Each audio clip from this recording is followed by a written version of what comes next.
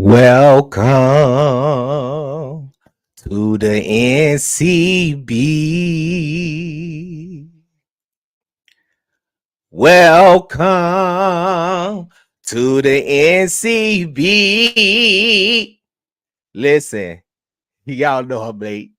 I'm always late, ain't never on time. Y'all know I got to bring my scrippers out tonight. Thank y'all for tuning in tonight. Make sure y'all go ahead and send your goddamn dollar to the Cash App. It's GJ, the CEO. Send your goddamn dollars, all right? Let me go ahead and bring my strippers out tonight. All right. The baddest blogger, bitch. Let me know where y'all watching from. The baddest blogger, bitch. The baddest blogger, bitch. Bliss did another one. Pussy stay smacking, ass stay clapping. Hair done, nails done, a pussy stay trapping. Pussy stay smacking, ass stay clapping. Hair done, nails done, a pussy stay happy. If your pussy hood, pussy good, I got hood wood. Make that pussy walk, pussy talk, make this dick ski. Let me see you walk like you got some wet, gushy shit. Long hair, don't care, yeah, shawty real thick. Cute face, thick waist, and she all up in my face. I'ma bust her down, eat her up like a Reese cup. I'ma fuck, I'ma nut, all in her fucking mouth. Don't be scared, give me head and I'ma throw this fucking bread. What you do? Where you see the baddest blogger coming through. Shawty bad, got an ass and a BBL too. Shawty bad, got an ass and an attitude too. Mouth wet, tongue wet, shawty with that head do. If you choose and choose me, cause I'ma choose you too. Chew you, lick you, and let you have this dick. Go to get the dollar big all night and you gon' fuck me too. Suck me, love me like I wanna love you. Spit in it, dick in it, yeah. Take my time in it, tongue in it, thumb in it, yeah. I'ma come in it, lay low, fucked her on the low. She made me drive her boat. Her friend scared, she don't want no head. All she want is bread. Took her to the floor, fucked her in her throat. Let her know, had to let her know her head game good. I want some more. Pussy good, pussy hot, pussy wetter than a mop. Shawty jumped on the dick and rode the dick to the top. She ain't stop, don't stop. There she come the whole lot. She ain't coming for the clout. We dick them down in the south. Put my dick in her mouth. She don't like when I pull out. Shawty ass real fast. She say my dick her only snack. Pussy stay smacking, ass stay clapping. Hair done, nails done, a pussy stay trapping. Pussy stay smacking, ass stay clapping. Hair done, nails done, a pussy stay happy. If your pussy hood, pussy good, I got hood wood. Make that pussy walk, pussy talk, make this dick ski. Let me see you walk like you got some wet, gushy shit. Long hair, don't care, yeah, shawty real thick. Cute face, thick waist, and she all up in my face. I'ma bust her down, eat her up it's like a dollar to get in. I'ma fuck, I'ma nut, it's a dollar. all We in her need fucking $200. mouth. Don't be scared, give me head and I'ma throw this fucking bread. Baddest blogger, bitch. Baddest blogger, bitch. We need $200 to start the show tonight.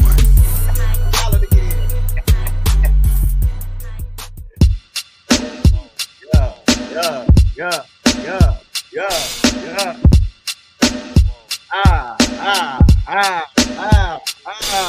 This the NCB, I got a freak elite like Pablo Pete. 980 the Neo Fold is where the Charlotte leaks. 252 for the Greenville. Hat on blue for the Tar Heels. I can edge them on this paradox like crack folds like the locks. We knock bolts and the notch. Now I know when he talks how I can't even announce my parents' script to reach the dock. Cause when this ball point to close, my mental travel hellish spots like astro projection. Cannot conjoint the two of us if there is no connection. But you can close section. The NCB, the NCB. The NCB, the NCB, whoa. Okay, Mr. Jackson, I love you, Mr. Jackson, for real, I do. I almost got away. If it wasn't for that goddamn Gerald Jackson and the NCB mob, I almost got away. Gots to be more careful. You got to be more motherfucking careful to get around, you know, when you come around here to these NCB. Shout out to everybody that's sending in a dollar. We need $200 on tonight. You know, we need to help save a ministry because these hoes gonna really need a life save for real, for real. You know, it seems like you hoes gonna have to go pay somebody to get y'all lives saved because it seems like you hoes is not, you know, taking the Lord's, you know, up on his offer for free. Okay. So we're gonna need you to go ahead And get ready to ask Cheryl where the motherfucking holy oil at tonight. Okay. So it's they talking about, well, how you still block? What you mean, sweet? Hold on, Miss Sweet Talk said she still blocked Miss Sweet Talks. Now, what did you block for? Okay. So let me go on and give y'all this little rap thing that I wrote up about this dollar. Okay, go like this. Now, excuse me if I run out of rap. It's $1 to get in on the NCB. It's $1 to get in if you want to fuck with me. It's $1 to get in if you want a glass. It's $1 to get in if you want to smoke that gas. It's $1 to get in if you got your smoke, got your drink. Let's turn up on them hoes. All right. It's $1 to get in on it. All right.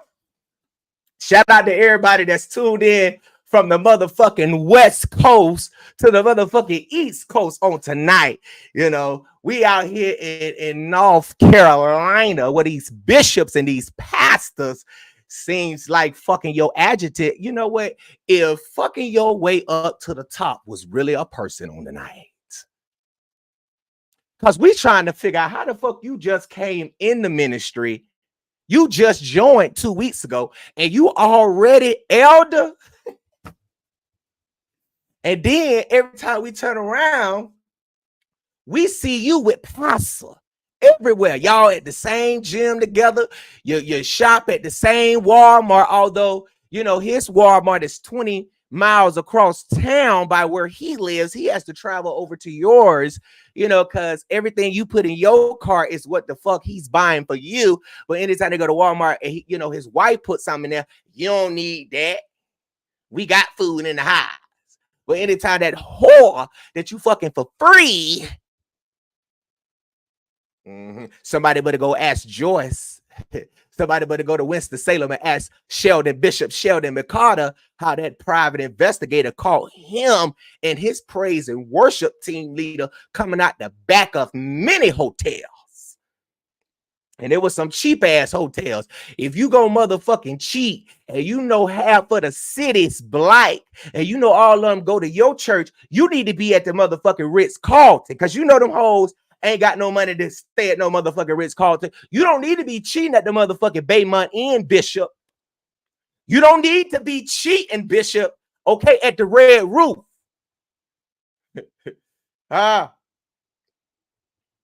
I be damn if I put on a goddamn clean suit that costs about $1,000 custom made to go to a convocation. I stay at a motherfucking Baymont Inn. Them hoes gonna rob me tonight.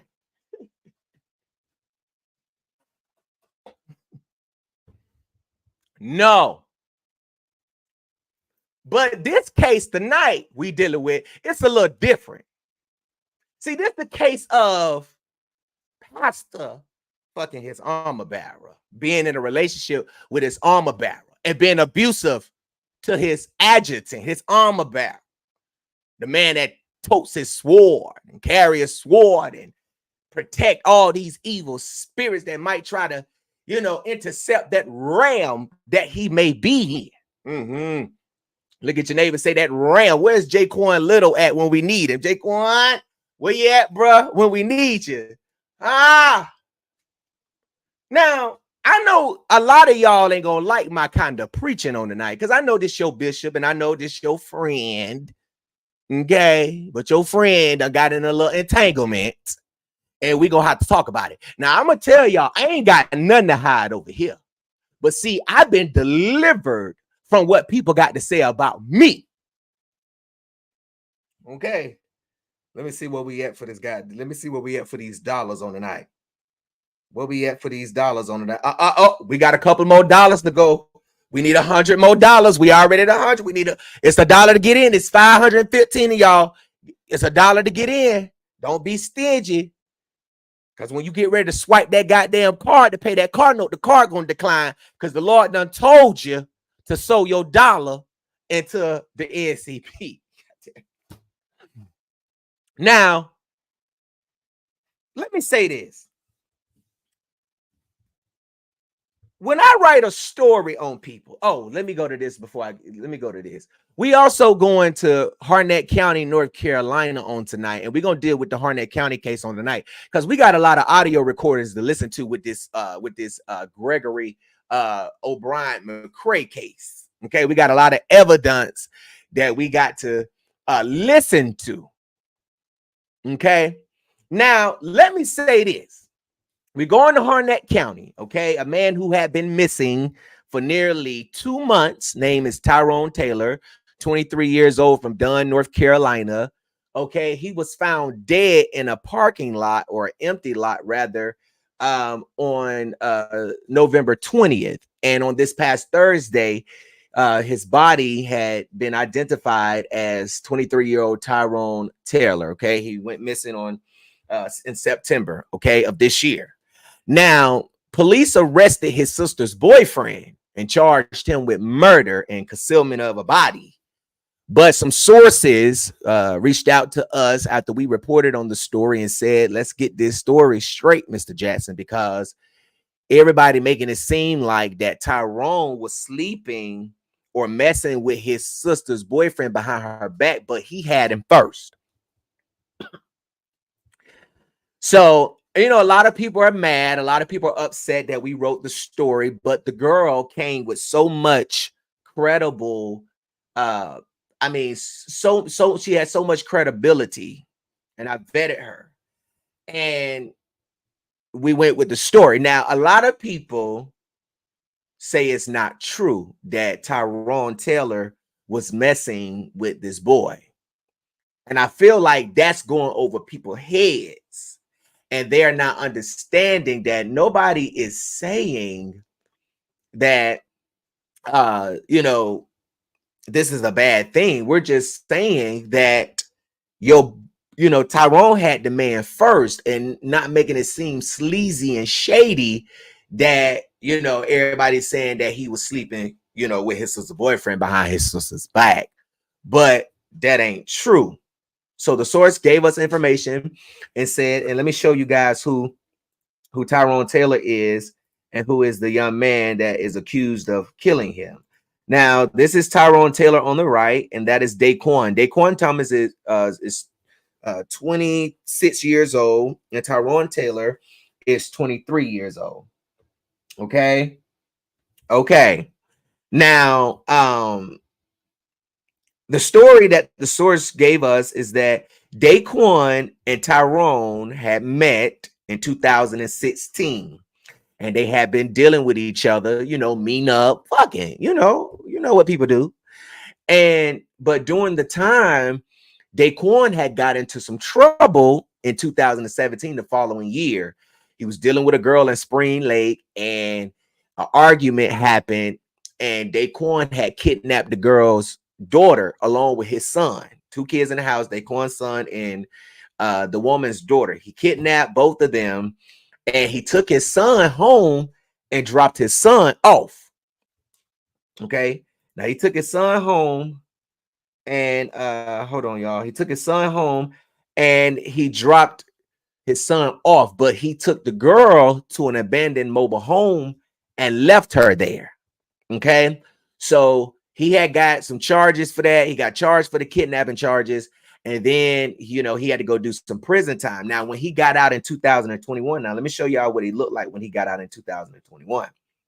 Okay, now in 2021, this is what he looked like. Okay, now the other photo I showed you right here is from 2016, but this is what he looked like when he got out in 2021. Now, according to sources, when Daquan got out in 2021, he started messing. Oh, I forgot to put her picture up there. He started messing with Tyrone's sister, Tanisha. Let me put her picture up here real quick because I forgot to put her picture up there. Hold on, let me see. Let me put this up here real quick. Okay, hold on.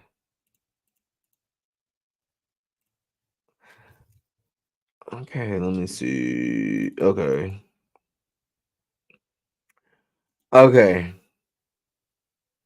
Now, So when Daquan got out in 2021, he started messing with this girl. This is Tyrone Taylor's sister, Tanisha Taylor. Okay. Now, she did tell law enforcement that during her relationship with Daquan that, he was abusive, towards her. She had filed a domestic violence restraining order and also a warrant on him. And she had alleged that he had bound her to a chair, tied her up, bound her to a chair and burned her. Okay. Now, she also stated that the incident happened on August 30th. And she also added that that Daquan had threatened to blow her up. Okay. Now, on October the 10th of this year, Daquan was arrested in connection with that incident. Now, he was charged with second-degree kidnapping and misdemeanor counts of communicating threats and assault on a female. Now, the source did tell us, and I think this is what a lot of people are getting confused at.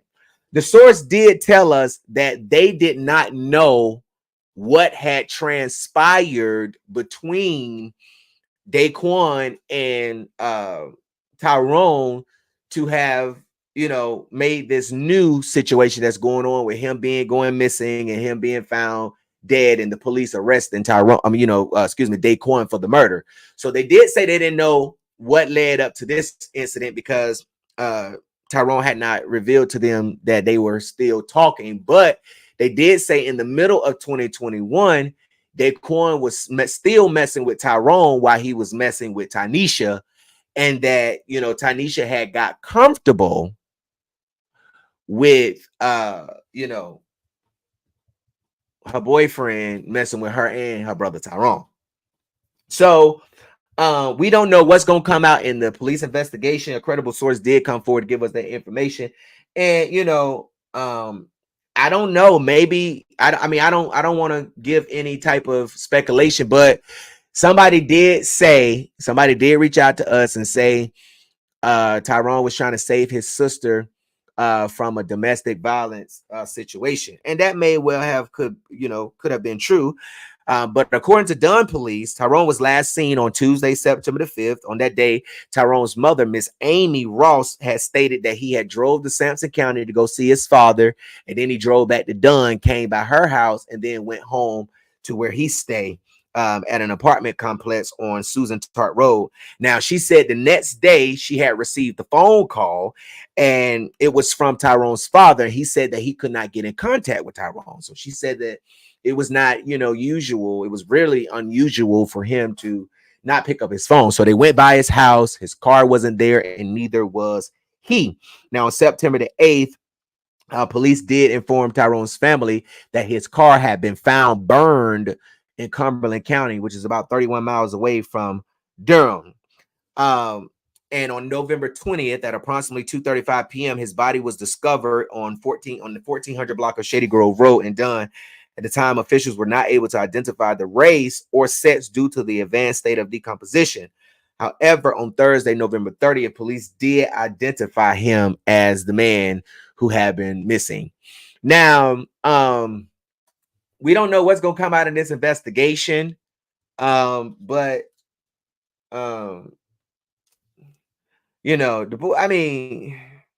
for people to try to sit up here and just try to hide the fact that, obviously Tyrone is gay, obviously, right? But I don't understand what's the bad thing about him and the boy was talking. If they met on social media in 2016, they started talking.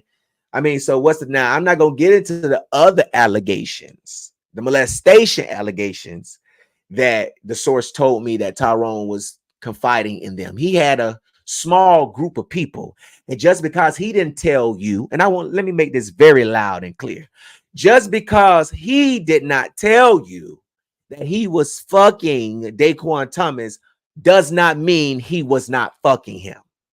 Okay? It just so happened that we spoke to individuals that he told.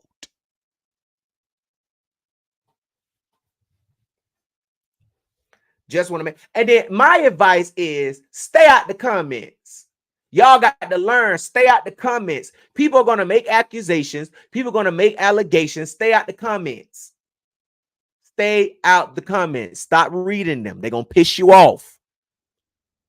People want to know what I'm saying on TikTok if they went on TikTok. You know. So at the end of the day, you know,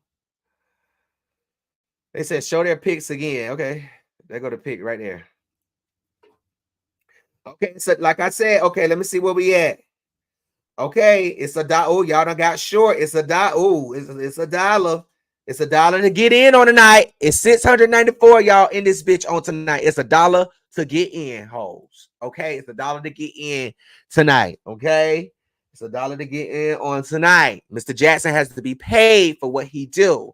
So if you like the entertainment, it's a dollar to get in. I'm gonna start doing this shit because motherfuckers be reporting my videos. I'm already still pissed off at the fact that I was doing an interview with somebody else who was you know, a victim of the murder stabbing suspect from Southeast Raleigh Magnet High School up there in Raleigh, and them hoes got mad because the tea was being spilled and them hoes reported my video.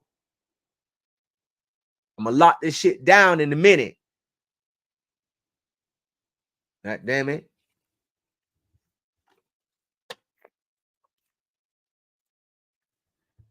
Shout out to everybody that sent their damn dollar. Okay, where we go? We go to the next story.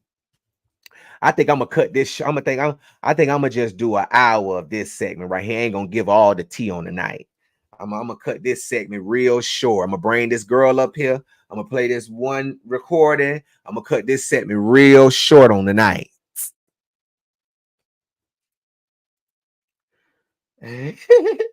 I'm drinking on some Calico Jack rum. What you drinking on? Let me know what y'all drinking on in the chat before I get to this. They said don't lock it. I'm finna lock this bitch down. I'm cutting this bitch an hour short tonight. Look, I'm finna lock it down. Okay, let me see. Okay, yeah, we gonna play. Oh, yep, Didi. I'm gonna bring Didi up in a minute. Okay, what y'all drinking on tonight?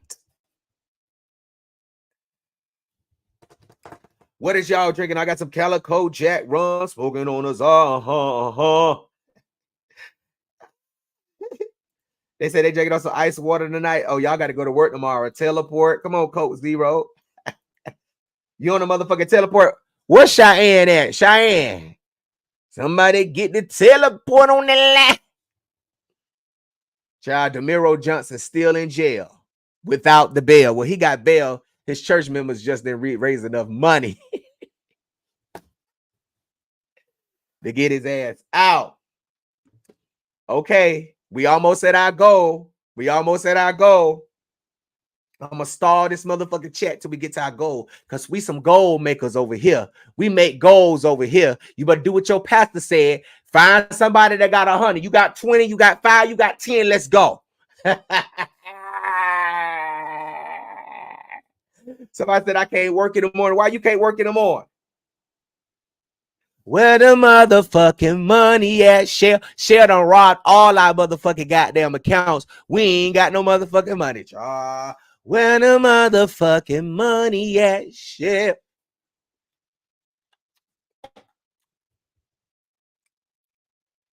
Ooh, where the motherfucking money at? Yeah. They said they drinking on water tonight. Okay.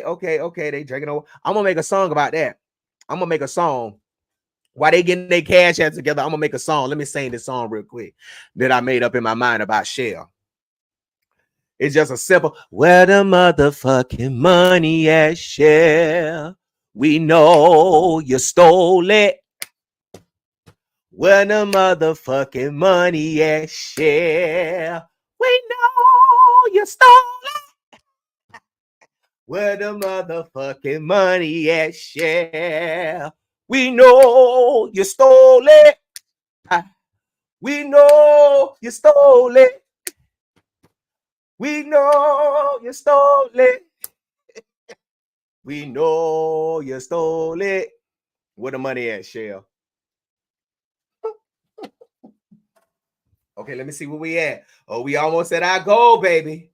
We almost at our goal.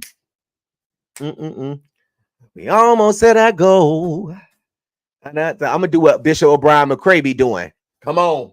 Come on. If you don't sow that $20 tonight, I'ma jack your license. I'ma snatch that license back. You better pay your $200 fee or I'ma snatch that. How you gonna be close to me and walk up right with me and stand beside me and you can't do your assessment? I rebuke you in the name of the Lord. McCrae trying to raise money. We all trying to raise motherfucking money. I told you hoes I need some new teeth and some new motherfucking gums.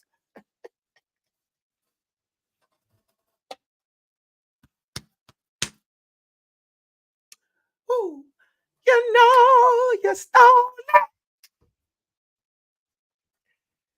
Keep your head up. Oh, yeah. Oh, listen, let me tell the Beat Ma. I got another song I'm finna get ready to drop. I'm finna do an NC Beat song, a theme song. Oh, that shit finna be off the chain. And then I'm finna do a little inspirational song. So while they still getting their cash apps together, I'm gonna do this little inspirational song that I wrote.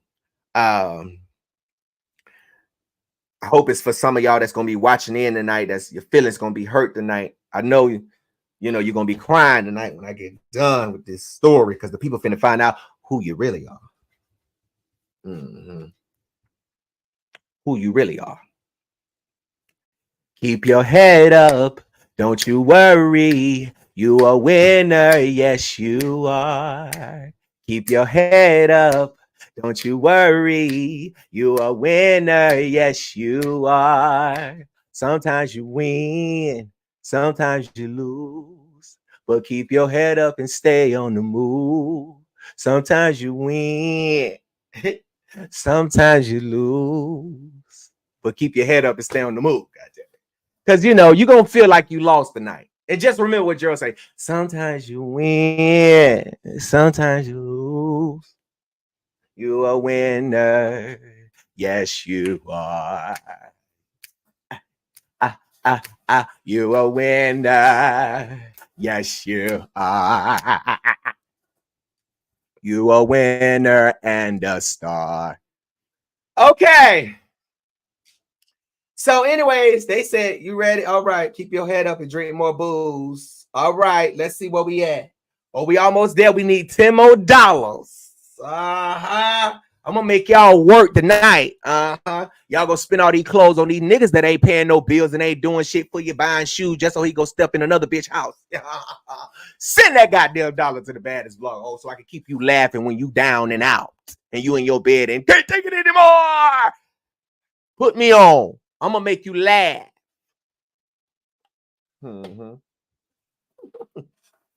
I dare you go buy this man all these goddamn suits and clothes and shoes, and he taking them off at another woman.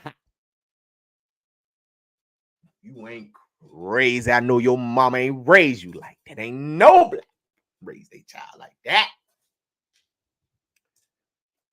Okay. Let's see where we at tonight. So let me call to the stand. Bishop Gregory. What's your name? George Bishop G. O'Brien McCrae and your adjutant, you know, Big L. Victor Moses. Please come forward so we can, you know, read you your motherfucking chart. Word on the curve, some gay bishop from Benson, North Carolina is mad at the baddest blogger. Been calling everybody he know in North Carolina that know me trying to get stories taken down. And it ain't gonna work, bitch. I done told you once before. And I told you on that phone when Ray Robinson called me and tried to get me to talk to you or said that you wanted to talk to me. I told him if you just was honest and kept your word and told me what Victor already told me, then I would have took the story down if Victor would have said it was a lie. But it seems like you hoes can't keep your story straight. And it seems like I'm gonna have to bring this case to the public and let them judge. Now, Beat Ma, let me tell you this. I know you fuck with me hard. But when I play these recordings on tonight, I need you to let me know when I ask you if Victor Moses and Bishop Apostle Brian McCrae, okay, is guilty or not. I need y'all to listen to the audio recordings because we got about an hour to go. Okay, we got about an hour and a half to go. So it's gonna be a long night. Send your dollar if you want another drink. Okay. light your blunts up because I need y'all to listen to these lies. Now, before we get into the audio recordings and the stuff that's going on, let me scoot up here. Let me just get myself together. I didn't like the fact that Apostle O'Brien, sassy, tight, no labels, suit wearing ass apostle. I didn't like the way that he talked to them ushers at his church. Now they can be fools and they can keep sitting on that damn log that you got over there like a fool. But I didn't like the way you talk to your ushers. I didn't like the way your delivery came off to them. So when I saw the video, I said, I know damn well this punk ain't sitting up here going off on them ushers like that. And he was fucking into physically abusing his goddamn former adjutant, which is why I said in the story that he thought he was talking to Victor, hemmed up in one of them goddamn walls when he was talking to their usher. Ushers, don't take it personal. He thought he was talking to Victor. That's all it was. He thought he had Victor ass up in there, and he that's who he thought he had. So he had a flashback. So don't blame it on your pastor. Now he told me that y'all was his family. A lot of family go to the church. He said it's hard for him to be a pastor, and a family member. It's hard for him to pastor you hoes, because you hoes don't do what he say. So I gave the bishop a recommendation. I said, well, if you think you got to keep rebuking them online, publicly, and privately, then don't you think it's time for you to remove them from their positions? They said that. Now, I spoke to 2 members of his church. They told me that the ushers was caught up in the spirit, more probably like the Sprite, but we gonna play like it's the spirit that they was caught up in. Because I feel like, and you're gonna hear on the record, I feel like that if your ushers is caught up in the spirit and y'all see somebody shouting and about to faint and fall the fuck out, why don't you step down? If you can fire your whole usher board, like you said in that video, and put these fake preachers up to, catch people, then you could have done that from the jump. But he lied about it and all of this stuff. And I'm sorry, Siri. Good night. I just feel like that. When I'm not sure I understand. Okay, bye.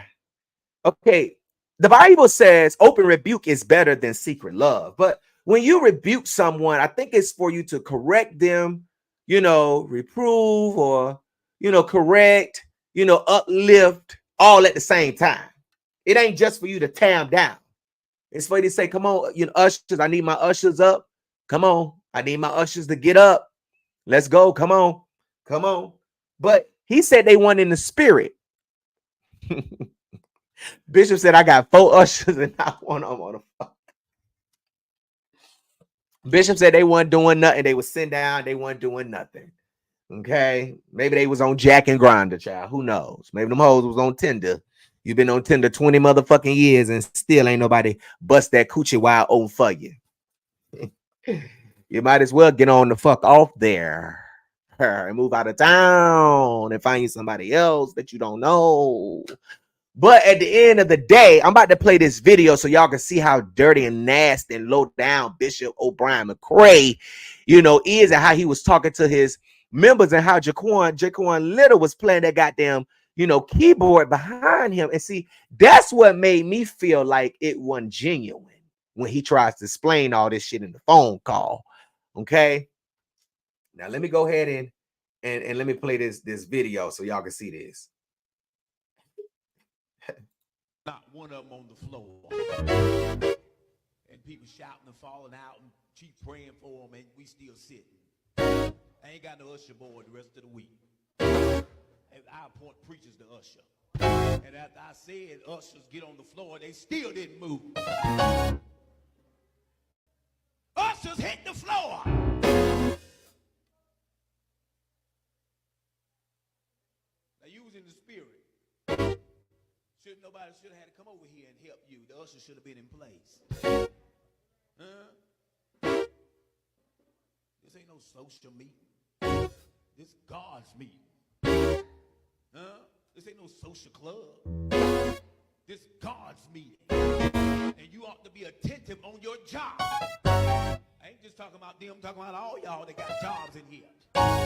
You're too busy distracted by everything else that's going on around you instead of focus on what you're appointed to do. Now talk junk to me. Okay.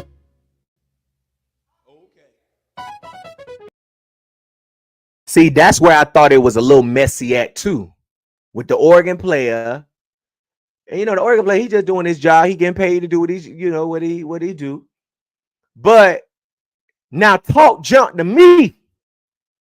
Why are you talking to them ushers? What is it about this video is a rebuke?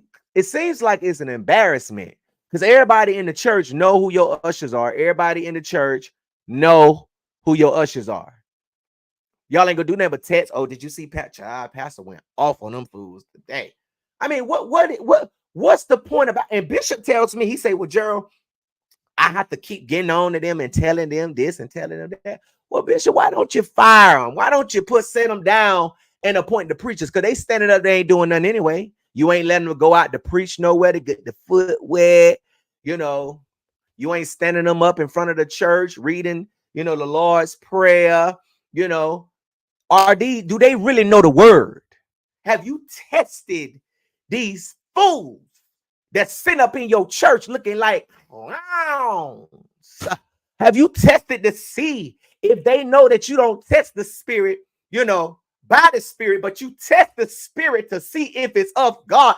Where you at, Jaquan? See, do they know that before you get to sending people to stand behind people? Because see, it's people that's coming to church really for God. They ain't coming to church to play church like y'all playing church. See, I was a preacher.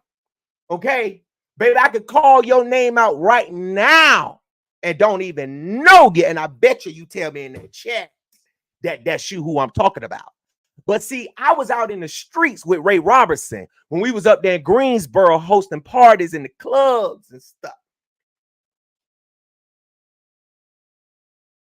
And I sat myself down and God allowed my followers to see what I had been up to.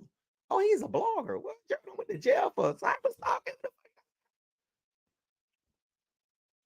But God has a way of telling you to sit down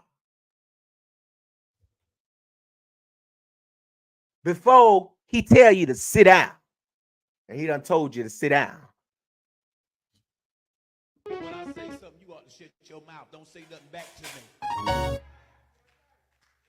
Hallelujah. That's why I said church, you gotta adopt the IEP. You gotta teach them how to be quiet. Then they started talking about people, having IEPs. I should have sent this to the what is it called? The developmental organizations. How you sit out here talking about people with IEPs, intervention, education plans. No, you had one. We know you had one. Because ain't no way in hell. You got something really got to be wrong. Never mind. I'm gonna just let it go. Because I don't want them to get on me. So I'm trying to get on you, and I'm about to get them to get on me. I'm gonna just let that go. I'm gonna let that go. Teach them how to close your mouth. Hallelujah. Ain't made no sense. Power of God moving, and we just.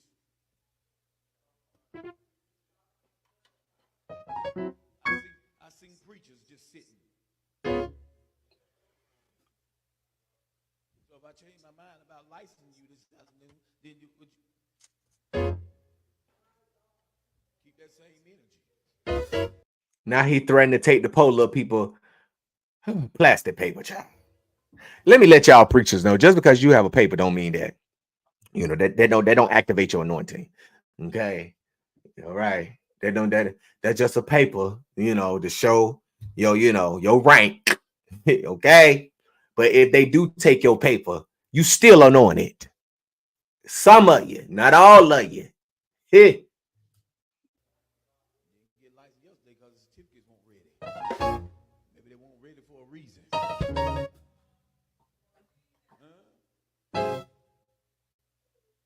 As a word like that, you can tell who he was talking to. Glory to God, because it didn't move. If he was talking to me like that, glory to God, nobody knew he was talking to me. God,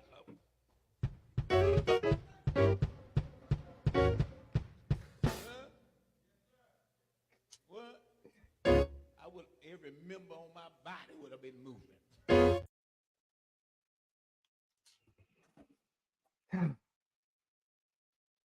Poe McCrae. All right, so we finna get on into these audio recordings. Now, let me go ahead and let y'all know. So, when you call the North Carolina Beat phone line, 919-307-9002, the phone system that we use, it automatically records phone calls. In the state of North Carolina, okay, North Carolina is a one-party consent, meaning that only one person who is a part of that conversation has to know that they are recording you for it to be legal. So we don't have to say you are being recorded. This call has been recorded for quality assurance, no bitch. Okay. But only reason I'm pulling, and the reason why those calls are recorded, because when a lot of people call with us, giving us story, make threats or what have you, giving us stories, or we talking to someone for a story, you know, a lot of bloggers and journalists use recorders so that we can, you know, play back what was said, what was discussed, you know, so you don't have to just go with what you just write down on a piece of paper, because the tone and the language and the context may be, you know, different. So, but in this situation, I had a person that I knew a while back. I'm not going to tell you how, you know, a little falling out. Well, people be falling out with me for no reason. I mean, I'm sorry I don't text you every day. I'm sorry I don't bug you every day. I'm sorry. I'm not an ass kisser. I'm not a groupie. So I don't, I don't know. People are weird. You know what I'm saying? People just have a really weird, they play phone tag. You know, they know you busy. They know what you do. They call you, but then you miss their phone call and then you call them back. They don't pick up. You know what I'm saying? Knowing that, you know, you just literally call me. You know, you see my text message when I'm texting. If you don't see it when I text you, when you pick up that phone to open up your phone, you see that you have a missed call or a missed text message. I'm just saying, you feel what I'm saying? But people be playing funny little games, and I'm a grown ass man. I don't have time for that. You know, so people be picking issues or finding issues or fall out with people, and I really don't give a fuck. You know, at the end of the day, because I got my day ones, you know, people that I friends with before I even, you know, became a blogger, you know. But at the end of the day, you know, um,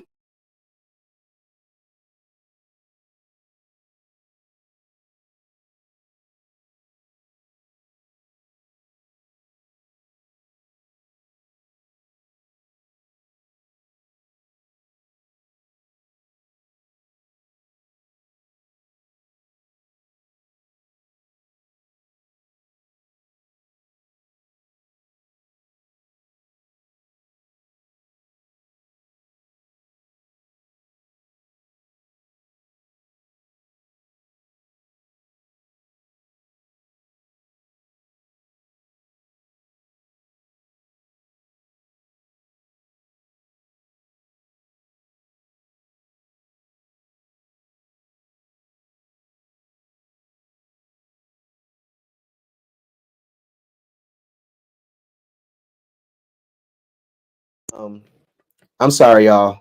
Can y'all hear me now? Was I out for a minute?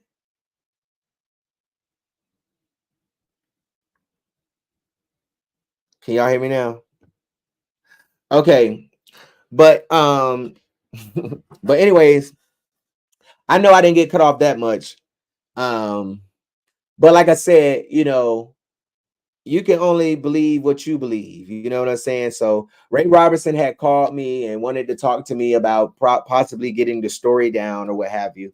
I don't know, but I spoke to O'Brien McCrae. You're gonna hear recording with me, O'Brien McCrae, and Ray. Ray was kind of on silent. He wasn't really saying anything.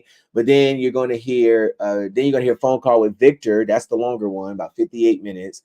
And then you're gonna hear one with me, McCrae, Ray, and William McCrae. Okay, so here we go. This is the first one with just me and McCrae. Hello? And then once we're done with this, we're gonna bring up Dee Dee. Okay, she's Victor Moses' girlfriend. We're gonna get to that. So we got a long night, y'all. So hold on if you can hang out. Gerald speaking, may I help you? Hello? Hey, this is Bray. I'm about to add a okay. Hey.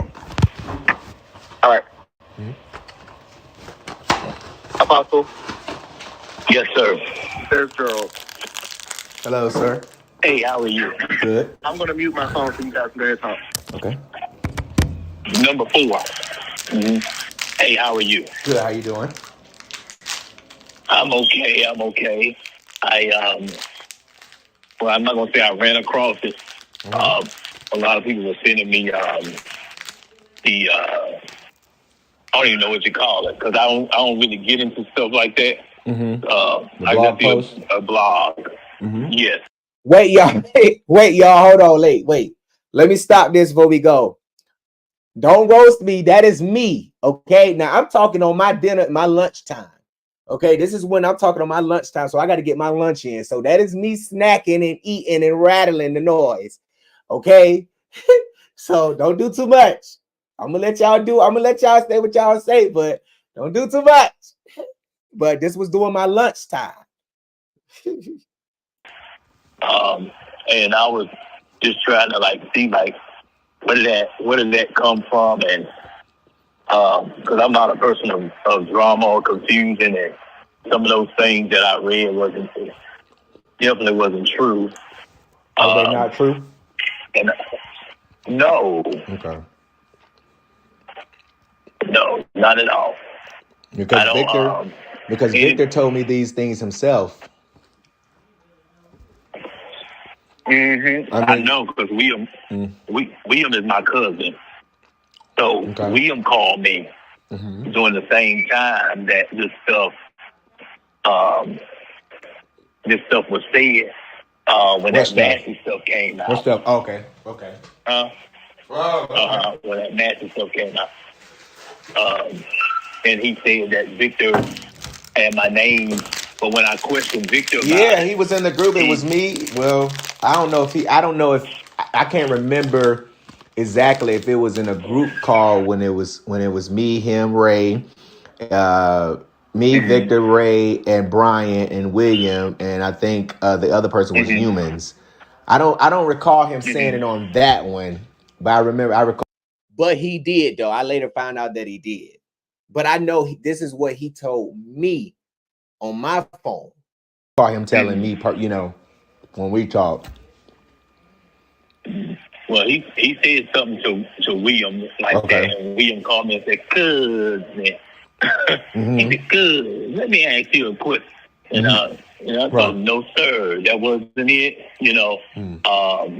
And when I questioned Victor about it, of course he denied it. And I never approached anything or anybody without a witness.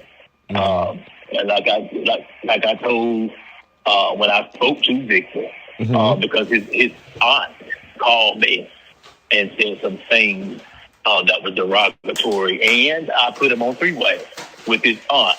Right. And I said, so Victor, I said what? I did what? Right. No, you never did that. Why? Who said that? Who? Why would they say that? Why would they do that? And I'm like, okay, so I let it go, because I don't entertain stuff. I'm trying to build a kingdom. You know what I'm saying? So I don't do all that. Right. I don't get caught up in all that crazy stuff. And Victor is trying to come back to Ray. Unmute your phone real quick. Victor is trying. If I'm doing all this stuff, isn't he trying to come back to our church here? He just asked me, could he have his job back? My sister, which is my assistant pastor, said I wouldn't let him come back. Yeah, that's what she said. My sister said no, because you got to prove yourself, and you can't be trusted because you lied on my brother's name. Yeah. Victor was very close to me. Victor served me well. He told me all about it. He told me all about it. And see, that's And what you makes know my it. See, end. I mean, Bishop, this is what makes it hard not to believe because he was so close to you. And I spoke to other person who, who said the same thing. And the reason why I wrote the story is because I didn't like the way that you talk to them ushers like that. Because I feel like we all get in the spirit. And if y'all sitting up there seeing somebody shouting and the ushers is caught up in the spirit and you not, then why can't you stand in the gap? So that really well, pissed me really didn't off have because anything to really do. I felt like it was not out Well, of love.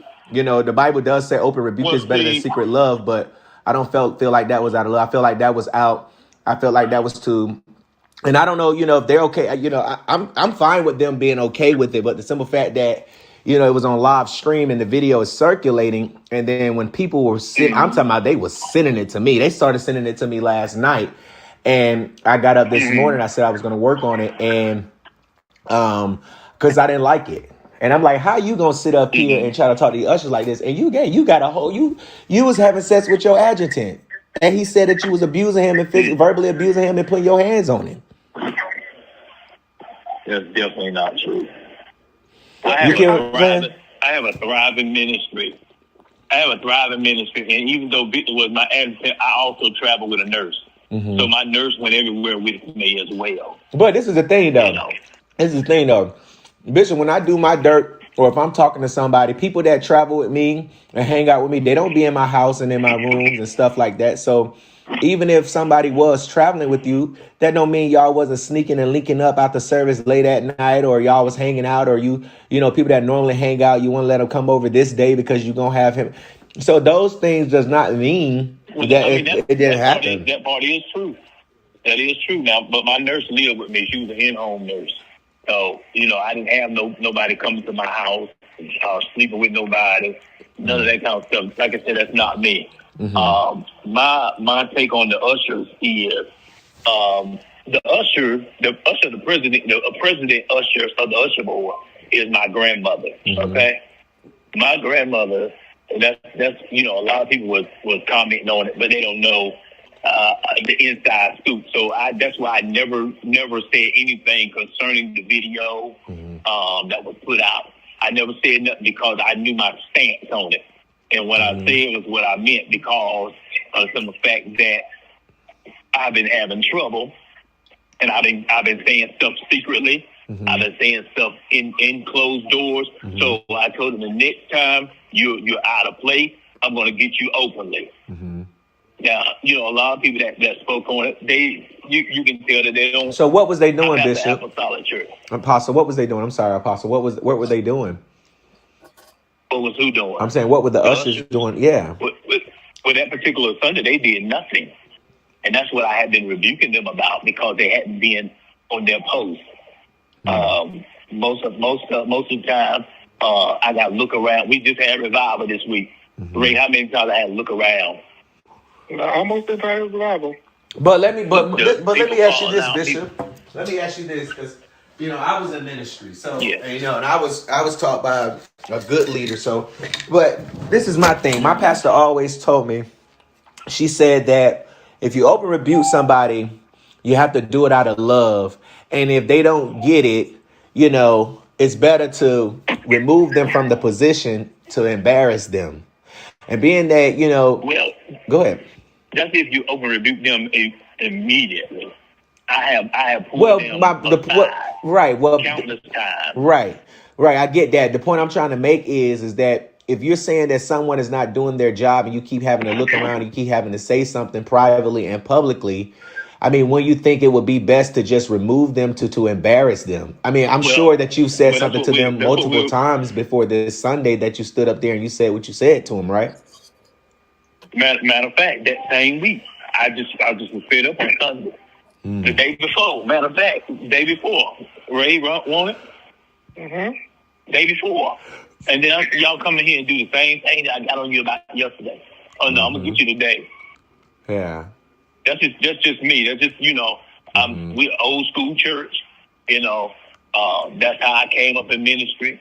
And they came and they apologized to me, and I apologized to them for if they was a laughing spectacle.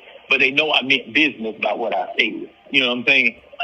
But Apostle, how can you open rebuke someone and then, you say, now what you gonna do something to me? Or I don't understand. Because I can't get I with you with said that because somebody in the church started talking back to me while I was talking. And I said, when I'm talking, you should be saying nothing. When I'm dialoguing, you should be saying nothing to me or back to me. Period. Yeah, but you said that after you had said. The thing is, go ahead. Because the thing is, we got a lot of family in our church. So I wear two hats. So when I come across and I talk to you as the pastor, some of them can't receive it. Right. They look at me as the grandson. They look at me as the uncle. This is the dilemma that we deal with in our church. You know what I'm saying? Yeah. So, that's why when a lot of people were speaking, I shared with them, they knew if they knew the frustration that I dealt with or that I deal with, then they will understand my delivery. Now, my delivery sometimes can be a little strong, but it's who I am. I have a strong personality. But I'm very humble. I'm very, you know what I'm saying? That's just me. But when it comes down to the things of God. Oh, this gonna get good. I just want to let y'all know. I know y'all might be getting boring. Okay, it might be getting bored. But please, I'm telling you, it's gonna get good. We got Victor coming up on the line next.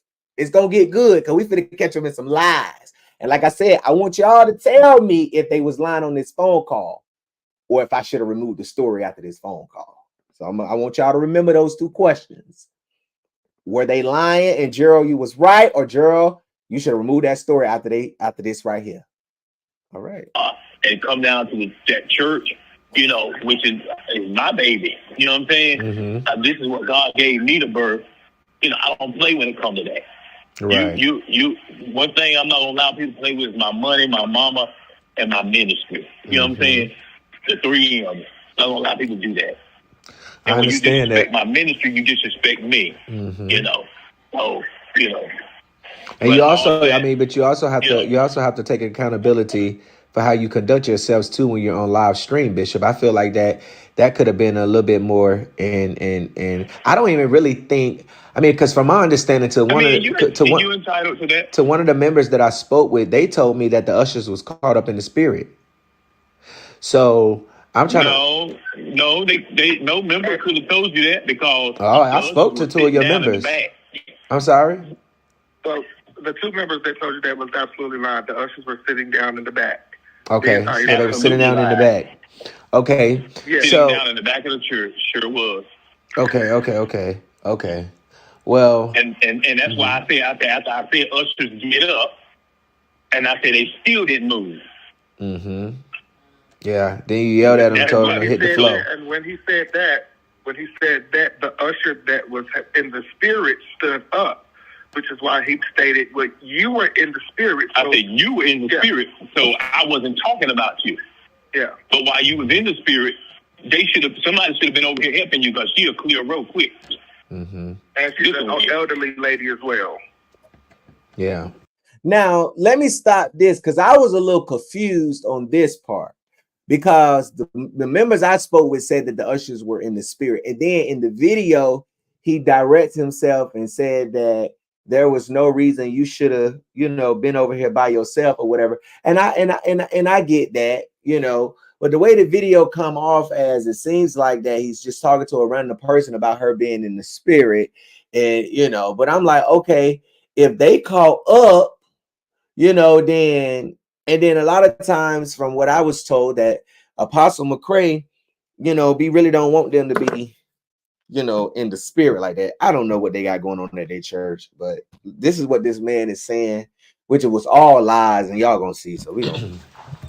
Well, I don't mean, whoever told you that they lied. Right. They lied.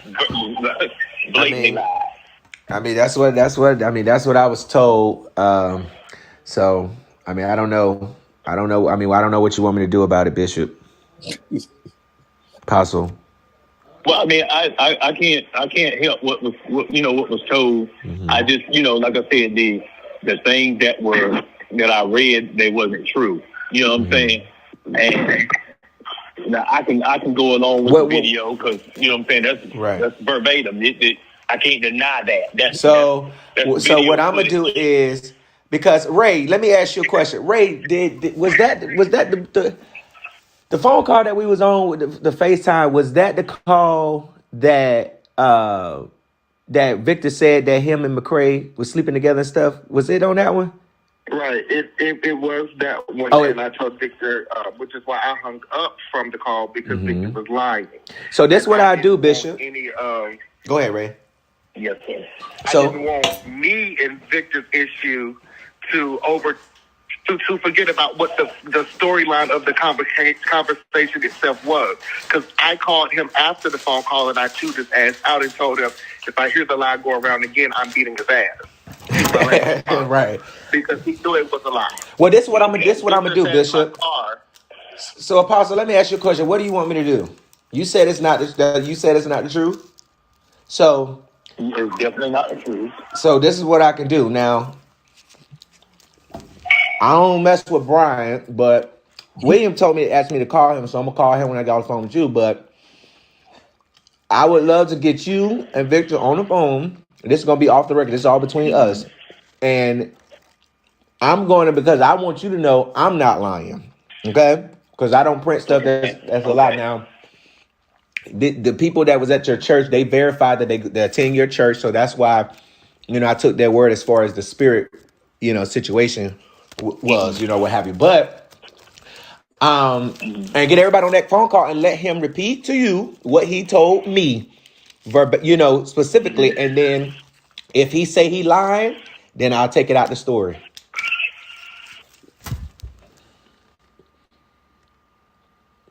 And when I just tried to call him a few minutes ago, he turned his phone off. Ray, have you contacted him? I texted him earlier and he didn't respond back. This is, Normally, Bishop, I charge to get my stories removed. Normally. But I'll do this for you because the video is one thing and this other stuff that Victor told me is another. So you saying it's not true? And if he get up there and admit that he's lying, then because let me tell you something, a person that's telling the truth they don't give a damn they don't care how many people saying that they lying. They gonna stand on their truth. You feel what I'm saying? And right. I'll try to reach out to him or what have you, and see if he'll pick up or he's gonna do it. Or, I'm going to leave the story up there and you just have to dispute it however way you feel like you need to. But I know what he told me. And I put that in that story because I felt like that, the way that you were just so nasty to the ushers to me, I just felt like it needed to be in there because So can I ask you a question? Why didn't you like kind of reach out to me? Because it wouldn't have made no difference. Well, I mean, truth be told, just talking to some other pastors, I didn't respond to the video because, okay, it might have been in a negative manner, but everybody didn't look at it in that sense, especially. Well, the church people get it. People, I don't know. My pastor, when she rebuked us, when my pastor rebuked us, it was not like this, It was like, where my ushers at? Come on, ushers, where y'all at? Come on. We got, it wasn't no, I got 4 ushers, but not one on the floor, or whatever the stuff that you said. It wasn't nothing. She didn't ridicule us. And then after church, she told us don't show out in front of, in front of a company and, to make sure we be on our game because we got visiting churches coming. But on our Sunday, we know our people. Our people, whether they be members or usher, we got each other. You feel what I'm saying? So it ain't. But when we have company, honestly, Gerald, honestly, if you was to come to the church right now, you would see why he did what he did. You would understand, because after seeing it or dealing with it so long, it becomes the issue. Okay, now what is the purpose of you doing your job if you're not going to do it? And my question is, what is the point of keeping them in their position if they're not going to do their job? And y'all know they just sitting there looking like lumps on a log. I shouldn't have all these people coming up here doing all this, that, and the third. I don't know if you see, but in the video, I was even asked out the pulpit to go stand down as an usher because they wasn't doing anything. So if you was to come to the church and you would sit back and look at it, you would actually see what goes on or what was going on prior to that part of the video taken out. Right. And you would understand, okay, well, now I understand, because his grandma and his aunt, they're stuck in their ways. They're not going to do no changing. They're stuck in their ways. And so it's like telling a brick wall to move, and you don't move it. Right.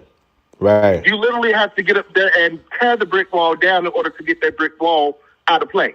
Right. So that was done in a sense of telling, again, a brick wall to get up and move, and then not move it. Right. So it's a lot that could be said pertaining that video. But if you go there, then you know, or even if you just visited, you know why it was stated the way it was stated. They're not going to listen to him if he don't be firm with them, because, like you said, they don't know how to separate the grandson, the aunt, or the grandson and the nephew from the pastor.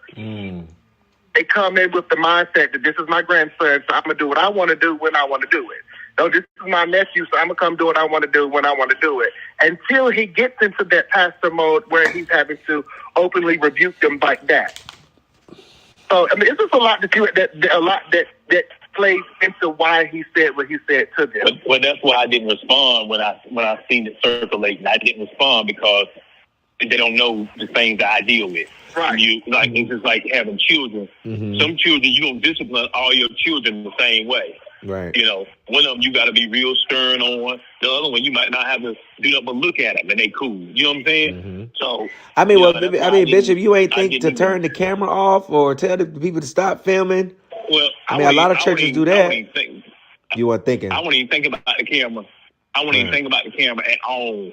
Right. And then when I seen it, you know, when I first saw it, it was posted as a joke. I see it, and then and they still joking about it. Matter of fact, my son, somebody sent my son, because my son was the one playing the keyboard. So was it a rebuke or was it a joke? Was it a rebuke? Was it a joke? Because you told me early in the call that it was, you know, a rebuke because you done told them and privately that if they did it again, it was going to be openly. So we taking rebukes and making, hey. Oh, that was a sound effect. So the keyboard was real. Yeah. Oh, wow. Yeah. That's a whole Phantom rolling. XP rolling. Yeah, $5,000 real. Yes, sir. And you see what I'm saying? That's why because of all of that, it just seemed like it wasn't no genuine rebuke. It just, you know what I mean? It seemed like it was you popping off, you know. I mean, like I said, it is what it is. Like I said, I will try to get. I mean, if he get up there and say that he lied, I'll take it down. Well, we need to get in contact with him ASAP. Well, I just text him and I said, call me. And I just text him and I told him to call me. And I haven't heard anything back from him just yet. I just sent it like 2 minutes ago. But let me call William and see what he's talking about, and I'll be in contact with y'all. Okay, appreciate it. No problem. All right. If I don't answer, Gerald, if I don't answer, I'll text you before I call back, though.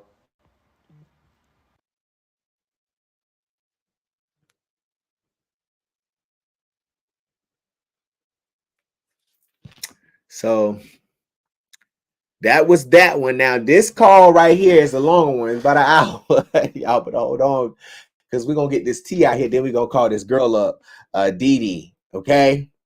So this next one, it got Victor on the line. So Y'all heard about that call. Bishop said it. Apostle said it didn't happen. It's not true. It's all lies. Now I need y'all to really focus on this call. Listen to what they are saying. All right. I'm trying to figure out what. Yeah. He's on the phone. Okay. I got Victor on the phone. I called his job. Okay. Let's get somebody, please. Why you call his job? You didn't want to wait till you get off? No, I didn't. Cause I don't play that. I don't know your name, sir. Mm-hmm. Hello? Gerald. Gerald, yeah. Okay, so I mean it's a lot of background. Can you go somewhere quiet? It's a lot of background noise. What time, Victor? What time do you get off of work? 9. Oh, you get off at 9. Okay, so you told me that well, you was on a group call and you said that Bishop, y'all was in a sexual relationship. You said that he physically and verbally abused you. Did you not? I didn't say he physically or verbally abused me because he never abused me until we. Now listen to what he just said, Gerard. He said that out of both things that I said, that you said on the phone call that you had a sexual and a sexual relationship with Apostle, and that he was physically and verbally abusive towards you. He did not deny the sexual part. He went straight to, I never said the physical abuse and verbal abuse. Y'all caught that, right? I need y'all to pay attention because y'all don't be catching stuff. I do. Got into our thing. Into what thing? An argument about smoking. Hold on. Mm-hmm. And nothing to do about no relationship. Let him talk, Apostle. Don't cut him off.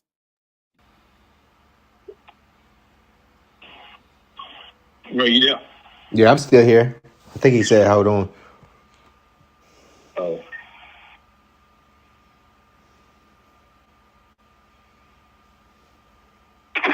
Hold on. I'm going to break now. Call my phone.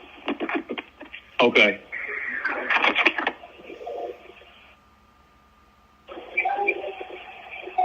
Hold on, he calling my Okay. he calling my phone now. You know, I don't play that game, man.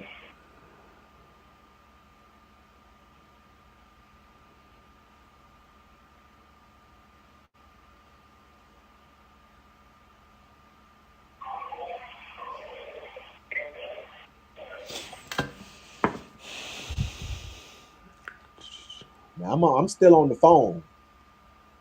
But they got the phone on mute because they're on the other line trying to get their story together.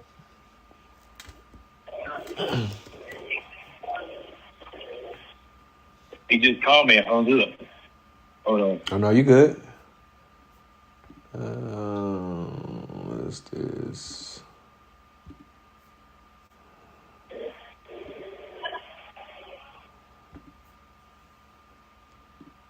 Hello. Yep. Hello. Yeah. He just texted me and said he's gonna call me right back. He called at home. Yeah, I don't play that stuff. Uh-huh. Well, I don't know you like that. I said Mr. Jackson. But how old are you? Who, me? I'm 28. Yeah. Oh, okay. We got the same age. Yes, sir. But So yeah. you saying y'all were in a sexual relationship? No, sir. That's why when he said until we had our thing, the thing was he served as my advocate. I didn't know Victor smoked, and another apostle in our organization called me and said he saw him smoking. I confronted him on it, Listen, and I said, "What do you got going on?" And he pulled out the same. Actually, it was a bait. You know, we don't believe in that kind of stuff. He told me. That's why I was kind of confused about if it was on the call with all of us or not. So from my understanding, I believe it was on the hold on, let me see. I believe it was on the call when he said with Rayman when he was talking about the relationship part. And I think he had told me on the phone with his girlfriend, if I can remember if she was on the call or not, that you have physical and verbal abuse and while y'all was in a relationship, and he said that he told you not to put your hands on him, keep putting your hands on him. Hold on. That is definitely a lie. Tell you now. I'm telling you, I'm not gonna put nothing in no story and make no allegation if I don't have no proof of it. You know, he's the proof. He said it. Right. He was in a relationship. I mean, hold on, let me see if I can.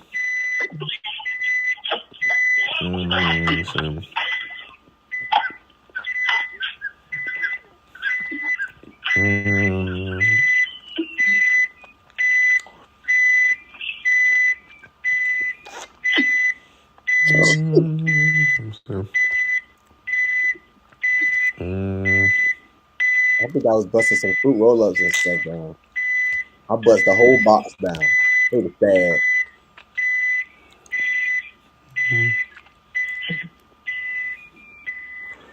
White Let's see. What? I think was the closest store. Where you at? Or degree. Anybody calling me about the same time?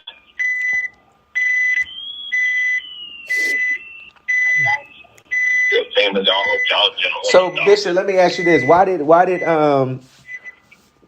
that beeping noise? I'm in the car. Oh gosh, that thing right there, Bishop, give me a headache now. Okay, let me ask you this: So, why did Victor leave your church for your ministry? Victor left my church. Victor left my church because why she keep calling me? Constantly. Victor left my church because, again, an apostle called me and told me that they had seen Victor smoking. I confronted Victor on it because when people see Victor, they see me. When they see me, they saw Victor. And he know what I stand for. He know what I don't tolerate. He know what. So you said y'all was one? I tolerate. You know what I'm saying? Mm-hmm. So when I confronted him on it, he, instead of him coming, because he was staying at one of the elders' house in our church, pastors and in-house pastors. So she came over to my house. Hold on for a second. Hold on for 1 second. Okay.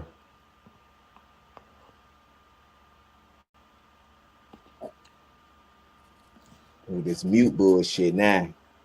I think he on the other line with Victor now.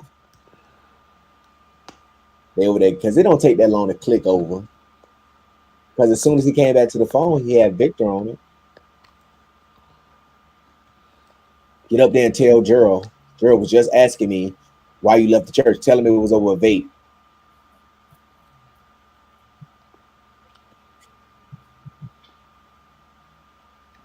I'm an investigative blogger, bitch. Investigative journalist, bitch. Can't get one over on me. What's taking so long? I'm being patient. I thought they forgot about me. Hello? Mm-hmm. Okay, I'm back. Ray, you there? Okay. I'm merging Victor in now. Okay. You merging Victor in now that long? It took y'all that long to merge him? Victor. Yeah. Yeah, go ahead. Go ahead. Yeah, so he's talking about me having a past relationship with him. We didn't have, even if we did, that won't nobody's business. So I never had a relationship with him. My thing was, me and him got into an argument. You told me out of your mouth, and you said it on the phone call. You told me out of your mouth, and you said it on the phone call that you and Bishop, you and Apostle, was in a sexual relationship, and that he was physically and verbally abusive towards you, and that's why you left his ministry. And then when I just asked him why he leave your ministry, he said it was about a smoking incident, and you never told me about no smoking incident. It was over. It was over a vape. We got into an argument, and that same day I left and I went back to my grandparents' house that same day, and I never returned to his church until the time for my baby's christening. That's when I came back, because I wasn't even coming then. But I said, well, because I did not want to see him at the time, because after our altercation, I wasn't feeling too good to go around him, to be by myself around him.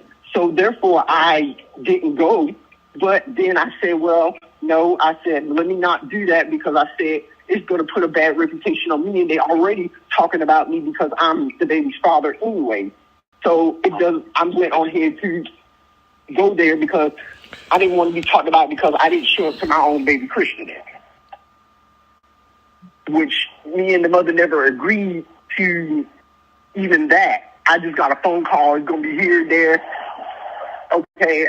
I had no say-so in it. So I said, well, I'll show up. So I showed up, and that was the only time I had showed up then. And ever since then, I go and visit. I'm not a member, but I visit. Bruh. But either way. So was it weed? So Bishop, was it weed or? Even if I did have a relationship with him, what does that have to do with anything of him going off on his ushers? I wasn't even there that Sunday. I didn't even know about his video going viral about that until last night. I happened to be on TikTok and I seen it. Okay, I'm gonna tell you. I'm about to tell you. When I saw the video, I was utterly disgusted. Okay, first of all, because as a pastor, I didn't believe that that's how you should talk to someone. Even when you're rebuking them, that's not how you talk to them or rebuke them. I felt like it was a joke. And I said, how can this bishop be up here talking about somebody? And he was fucking his adjutant. I didn't just grab that out my ass and just put that up there. That's what you told me. That's what you said in the group in front of Bryant, in front of William McCrae, in front of Bishop Humans, in front of myself, and in front of who else was up there? I believe I'm missing somebody. But you said it on the group call with us, and you told me that this man was physically. Who? Ray was on the call. Oh, yeah, Ray, yeah, because Ray called you afterwards, right? And he helping me make my point that he said what he said on the call. Ray was on the call too. Right. You make it. Ray didn't call me afterwards. Ray, I thought you said you called him afterwards. Victor, I did call you afterwards, and then you got into it. You don't remember that? Oh, no. And then I hung up on you, and I hadn't talked to you since until the last week. You don't remember me? Y'all lying, y'all.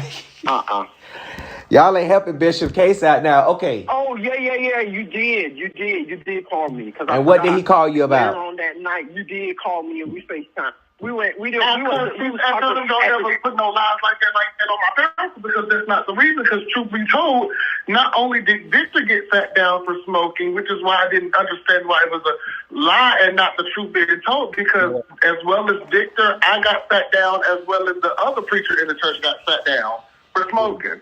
That's why I got irritated with Victor, because it's like, you're lying, and it's like, we all.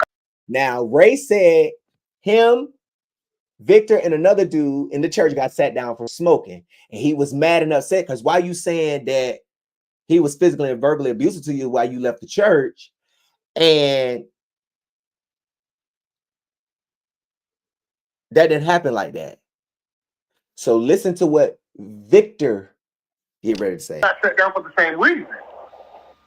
Yeah, but see, my thing was I wasn't set down. This had nothing to do with the church. Me and him had our own personal altercation. They had their own personal altercation. Now, the apostle just said you left the church because you were smoking vape. But then you told me that it was because he was whooping your ass. I'm just not even going to say physically and verbally abusive to you. I'm just going to say he was whooping your ass, because that's taking much time. He was whooping your ass. And you said on the phone call y'all in a sexual relationship. Now, Ray just said that it was because y'all was vaping and smoking. So what personal altercation? The only altercation other than that, because you just said to in response to what Ray said, you just said, because the reason why I got to explain like this, because Victor don't understand it like this, like it's being played. So you got to break it down for him. So yeah, okay. So but the bishop told me, hold on, but the bishop just the pastor just told me that it was over you smoking weed. You saying it was over you smoking vape. So I'm a little confused on what person. At the time, yes, I was smoking weed. I did not tell him that. He found out that I was, but I was not telling him. The only thing he knew that I was doing was debating. Okay, but you just said that y'all have. You just said that y'all had personal. You just said that y'all had personal issues though that one had nothing to do with the church. But if y'all all got sat down, wait, hold on, let me finish. Because at the same time, me and him was already friends 3 years before I even became a member, and we got close to each other. Yeah, because you told me. Yeah, because you told me you was a minor at the time as well. Him had never. Yeah, I was. And I didn't put that. Listen, I didn't put that allegation out there.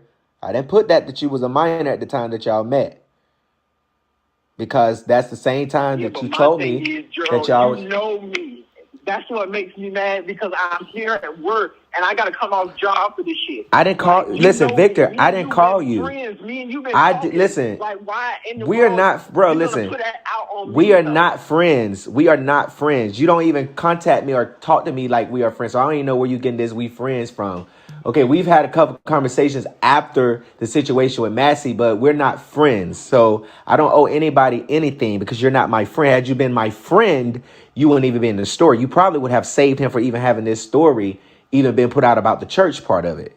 Separate from your stuff if you were my friend. If Ray was my friend, like we was, then when he called me and was like, Gerald, what was going on? Instead of me saying, let's just talk to the bishop because I don't want to talk to him about that, then the story wouldn't even be up. See what I'm saying? So at the end of the day, I told the bishop. We was texting almost every day, but I have been busy, and then I've been dealing with things with my child and stuff.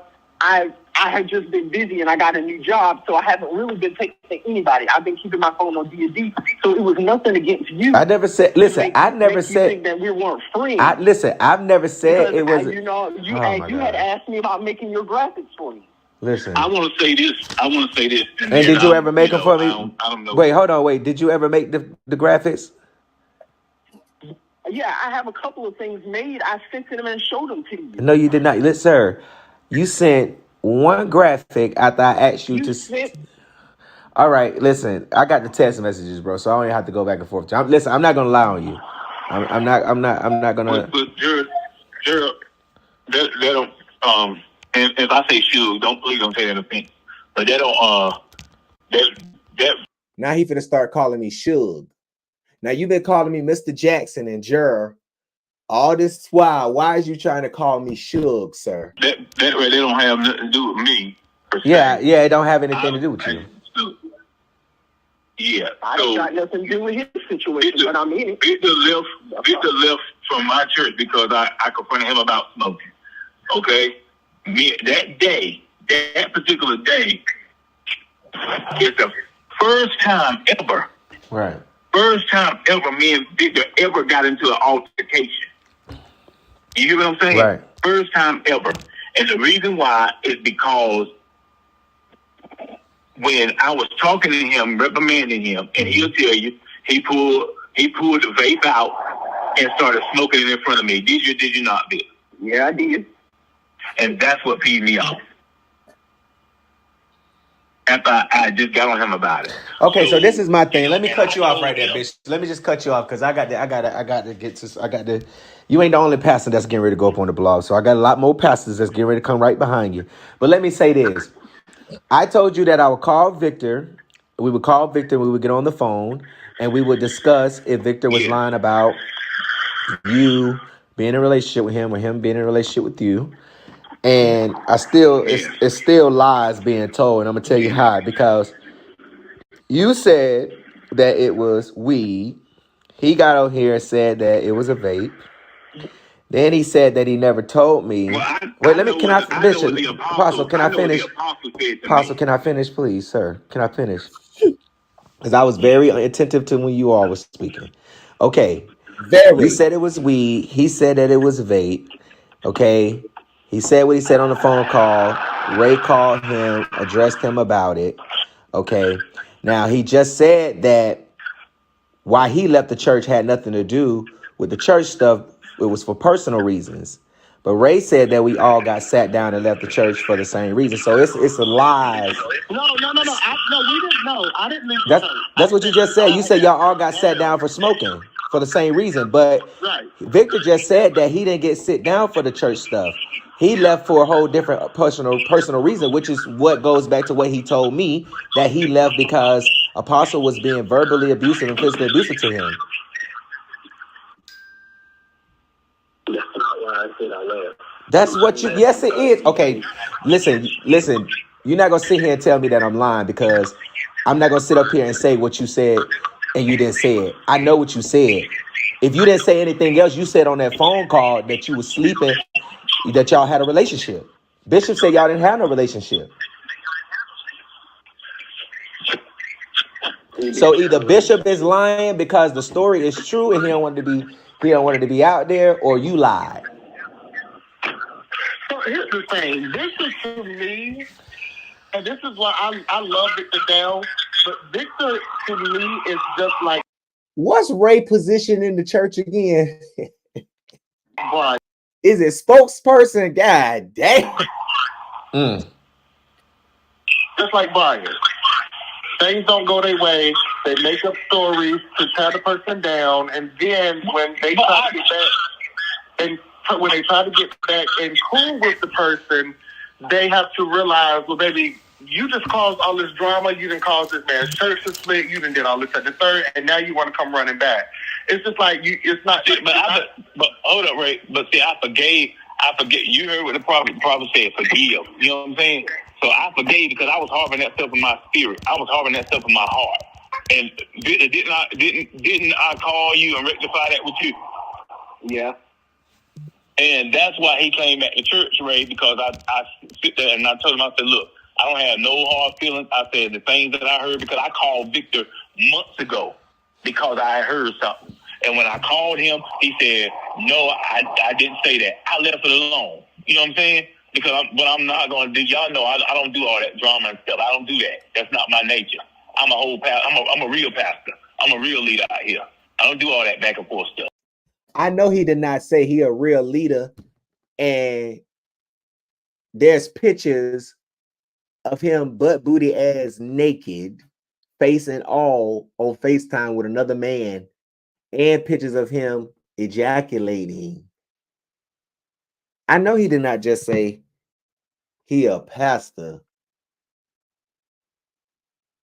So I hit him up, I called him, and I said, hey, what was this? He said, I didn't say that. That's dead. It's over with. I don't hold that. Period. That's just me. Well, and you know, Ray, I don't teach all that. Well, I'm gonna say this. That night we was on the recording, I know William said he recorded the whole live, from the whole FaceTime. That's what he said. I didn't have to record because I'm not that type of person. If I feel like I don't need to record, I'm not going to record. He said he recorded it because it was the story that he was going to do for Massey. I was just going to follow behind him because I'm tired of writing on Massey. Okay? I'm just sick and tired of writing on him. But he said it was recorded. So I'm going to call William and I'm going to hear back what the recording say. And I'm going to send it to you if he got the audio on it and you can hear what Victor said. But like I said, I recall Victor telling me that y'all was in a sexual relationship and that you were physically and verbally abusive towards him. And that's the reason that he left. And that was the only reason that he left from what he told me. Now, he can sit up here and lie and say he didn't say it because he's on the phone with you or what have you, and he's trying to get back with you at your church. I don't care. But the problem is, even within this conversation, it still seemed like y'all lying about what happened. Well, I mean, I don't have to lie about anything. Okay, I know what I was called for. Okay. And I know what I rebuked and reprimanded Kendrell, Victor, Ray, and a guy named Mathis. All four of them. I got all 4 of them together. Right. And I told them, I said, when people see y'all, they see me. When they see me, they see y'all. This shouldn't be named among you. Period. You know, Victor a little spoiled, okay? So he didn't take it like the rest of them took it. So he wanted to be sassy and pull it out and smoke in front of me. You understand what I'm saying? Bishop, I hear you, but that ain't got nothing to do with this story. You said that that's what he told you he left the church for, right? You said what now? Yeah, but that's not what he told me he left the church for. And he just said on the phone that he left the church for personal reasons. He just said that on the phone. I don't know if he went back to work or not. I don't even know why y'all calling him at work. You know, but I'm sorry. Okay, yeah, but that's what he just said. He just said Personal reasons had nothing to do with a relationship, though. Oh, okay. So what was it then? If he told Ray on the phone that y'all just heard in the recording that he didn't leave for the reason that Ray said they all got sat down and it's personal reasons, and the personal reasons or personal problem or altercation to me was that McCrae was physically and verbally abusive towards him, then what did he leave for, McCrae? All right, Bishop. Was that you said? How you gonna say that he left for a vape problem, but then try to say he didn't leave for a relationship problem?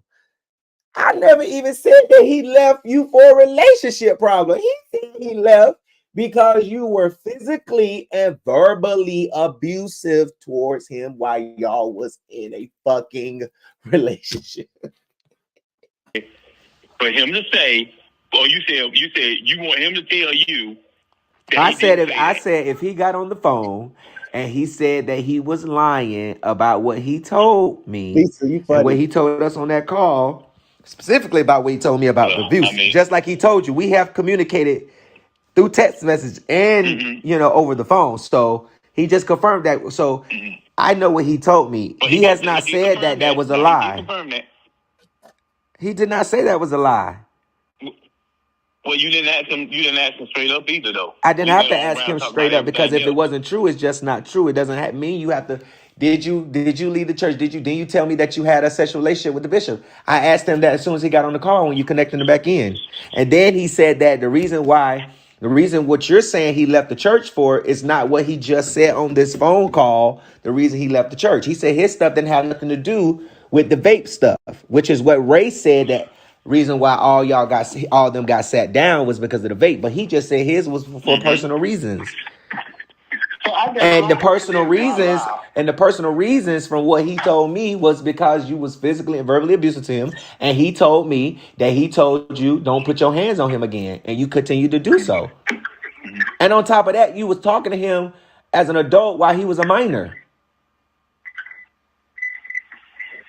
Prior to when wait. Then you say that he just said that y'all met 3 years prior before he even joined your church. Three.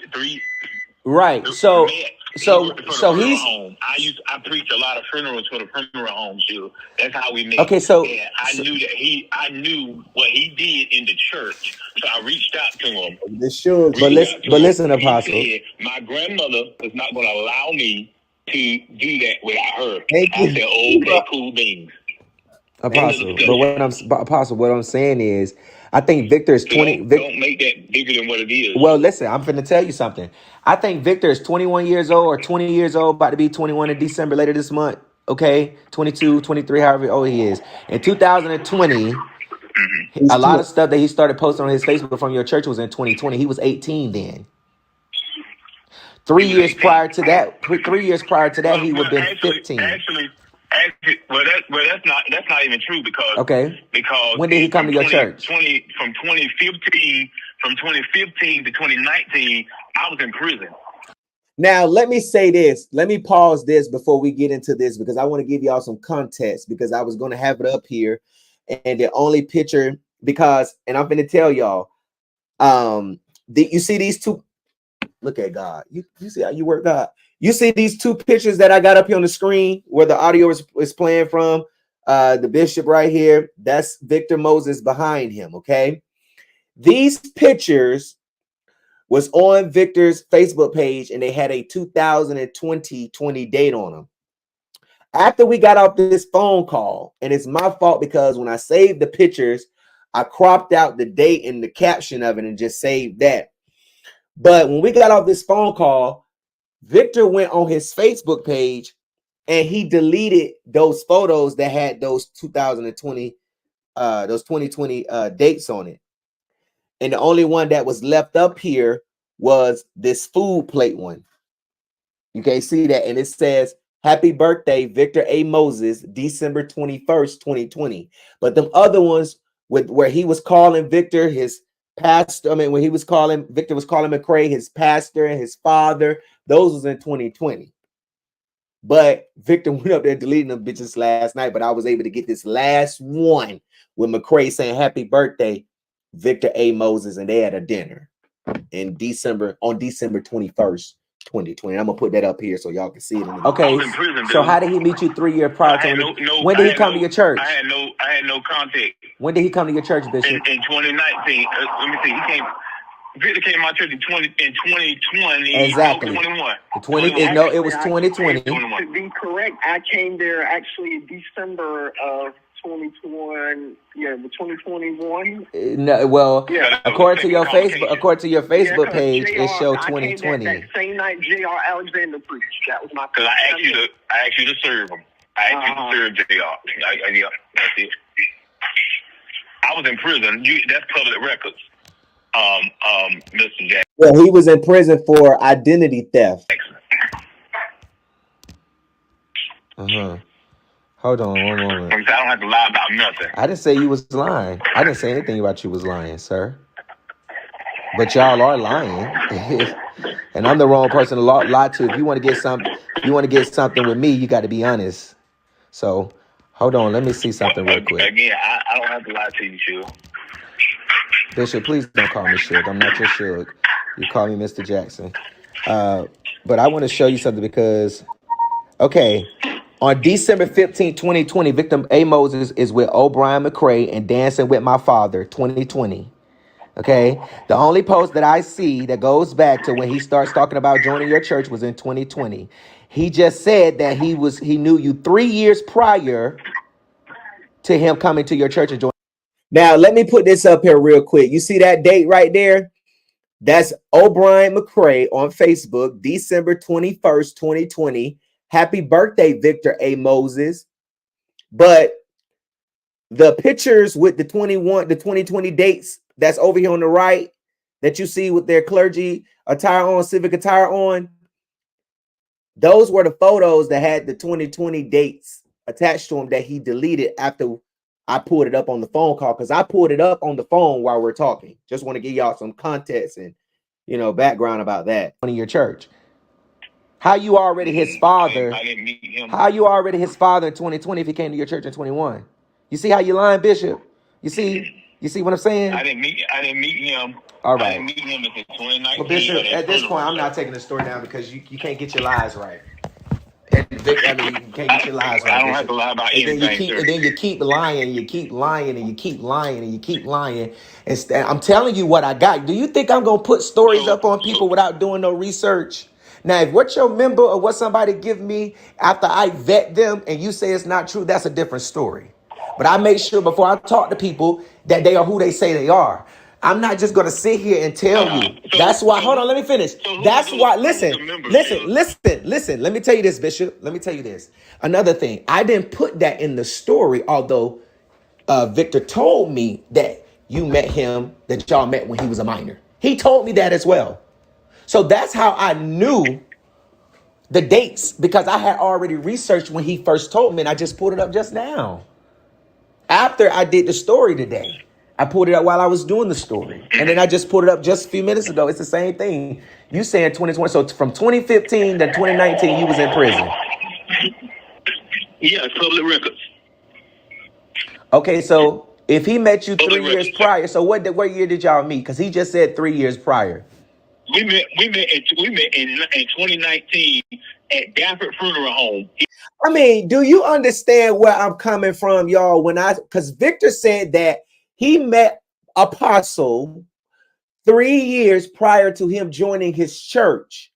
Why are you calling someone your father and your pastor a year before you joined his church?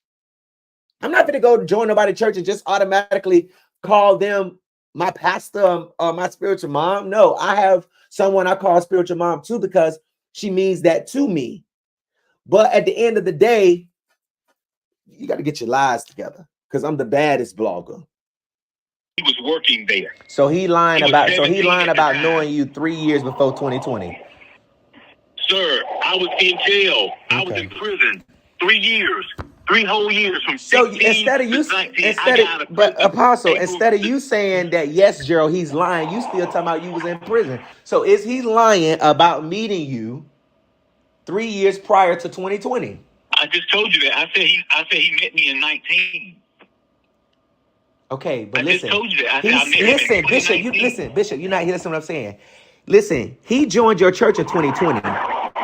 Okay? He just said that he knew you. No, he didn't join in 2020. Okay, but that's when he started. Okay, but you're already his father in 2020. He's already tagging you in 2020. He's already saying you're his pastor in 2020. He just said that he knew you 3 years prior to when he joined your church. 2020 would be when he started posting about your ministry, when he joined your church. But Joe, we see that that's a lie, because I was in So prison. he would have been 15 years old. Okay, Bishop. All right, Apostle. So listen, what do you want to do? Y'all calculate? What part of that? What part of that? I mean, if I'm in prison, how he meet me if I'm in prison? Listen, that's public records. Apostle, you can meet people in prison. Apostle, you can meet people in prison. You can talk to people before they go to prison. If he met you 3 years before you went to prison, I didn't know him. I didn't know him. I didn't even live in this area. So I didn't live in this area. Okay, Apostle. Well, I got on here public post. I was living when I went to prison. When I went to prison, I was living in Raleigh. I got locked up in Raleigh. I knew nothing about a Victor Moses. None of them. When I got out of prison, why did you go to prison, Apostle? Did you go to North Carolina prison? I went to NCPPS. All you gotta do is look it up and tell you my enrollment date and my release date. Right. But he blamed you. We finna bring you up. What is that lie about? It's public record. I mean, but Bishop, I never said you was lying about going to prison, sir. I'm only using forensic detail. I'm only using forensic details to say what I say. I don't even understand. I'm telling you that's a lie. I'm telling you that's a lie. Okay. I was in prison. So Victor, you lied. So Victor, you lied about how long you knew him. Did I lie about how long I knew? Did you lie? You just said on the phone. I can't remember. That was a couple of years ago. I done had 3 concussions tonight, and I can't remember when I was. This make 3 years that Victor has known me, Gerald. I know it's been 3 years since I have met him in person, since I have known him. Because I didn't know him while he was in prison. I never even knew he went to prison until later on, maybe about a year later. You just said that you knew this man. You just said that you knew this man from 2020, before you went to his church. You joined his church in 2020. See why I said he's another Bryant? But see, but this is the thing though. You can't say. But listen, you can't say he's another Brian, and I can't say he's. Well, you probably can, but I can't say it because he's only saying these things because he's being challenged now with the person that he made these allegations against, and I'm questioning it and I'm dissecting. That's the only reason he said, "Oh, I had a concussion." Oh, I didn't say this. That's the only reason. Listen, I've been doing this shit for a lot of years. Okay, I know how people talk. I know the verbiage. I know the language. I know when people are scared. I mean, but at the end of the day, it's not my story. It's your story. You have to live with it and deal with it. But at the end of the day, I told you that if he got up here and said he was telling the truth or that it was a lie, still ain't said it yet. And I don't even believe it if he would say it because I understand he feels pressure. I can tell. He don't like this. This is a lie. Yeah. So, yeah. He said, yeah. I thought you... Then look, he said sexual relationship. I didn't say about a sexual relationship. Now, I told about we was in a relationship when we was on the phone call But that could have been any type But of Ray was relationship. That on. could Ray have been just said he was on the phone with us when you said it, and he called you after the call. I said that me and him had still had tension between each other. I still didn't like him, still didn't want to see him. Me and him just resolved our tension not even a few weeks ago. That's the only reason I came to this past convocation to his church. Other than that, I would have not shown up. Like I hadn't shown up in almost now would have been a year if I wouldn't have shown up about 2 weeks ago, a week ago. So you said these things out of anger. Is what you're saying? Yeah. I just want you to know, Mr. Jackson ain't no liar. I don't. To come down to my blog. I believe it, and I'm not buying it, and I'm not removing the story. So it is what it is, because y'all lying. So when somebody tell the truth or y'all get y'all story together, then call me and we can revisit it. Hopefully you'll call me and revisit it before I do my show on Monday, because every story I do, I take it live to my blog. So I'm just hoping y'all get your story together before. Well, I don't have anything else to say about it, because I know I was in prison, sir. And you can Google that. You can I don't care. Listen, I don't care about you being in prison. I done been to prison too. I don't give a fuck about you being in prison, okay? What you called me about or wanted to talk to me about was the fact that you said that you was not in a sexual relationship with Victor Moses, okay? And Victor Moses told me that you all was in a sexual relationship and that you was physically and abusive towards him. Now, I didn't add in the story about you talking to him when he was a minor, because he did tell me that too, and he told me that.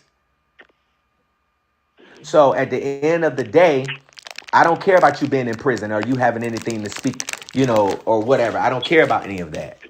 No. When I say I went to prison, that had nothing to do with a threat. So I hope you wasn't offended by that. No, I'm not offended by it, but Apostle, you keep bringing up the fact that you've been to prison because you don't want me to make it big that you was talking to this young man when he was a minor. I never even said that I was going to make it a big thing. This is just a conversation that we're having on the phone. I'm saying that's a lie, Suge. Listen, don't call me. I'm saying that was a lie. Stop calling me Suge. Do you understand what I'm saying? I don't believe it, Bishop. I didn't know Victor at 15 years old. I met Victor when he was 17 at a funeral home. No, you didn't. A funeral that I preached. That ain't what Victor told me. Because I work for the funeral home down the street from my house. Well, I know that. I've been working there since 2018.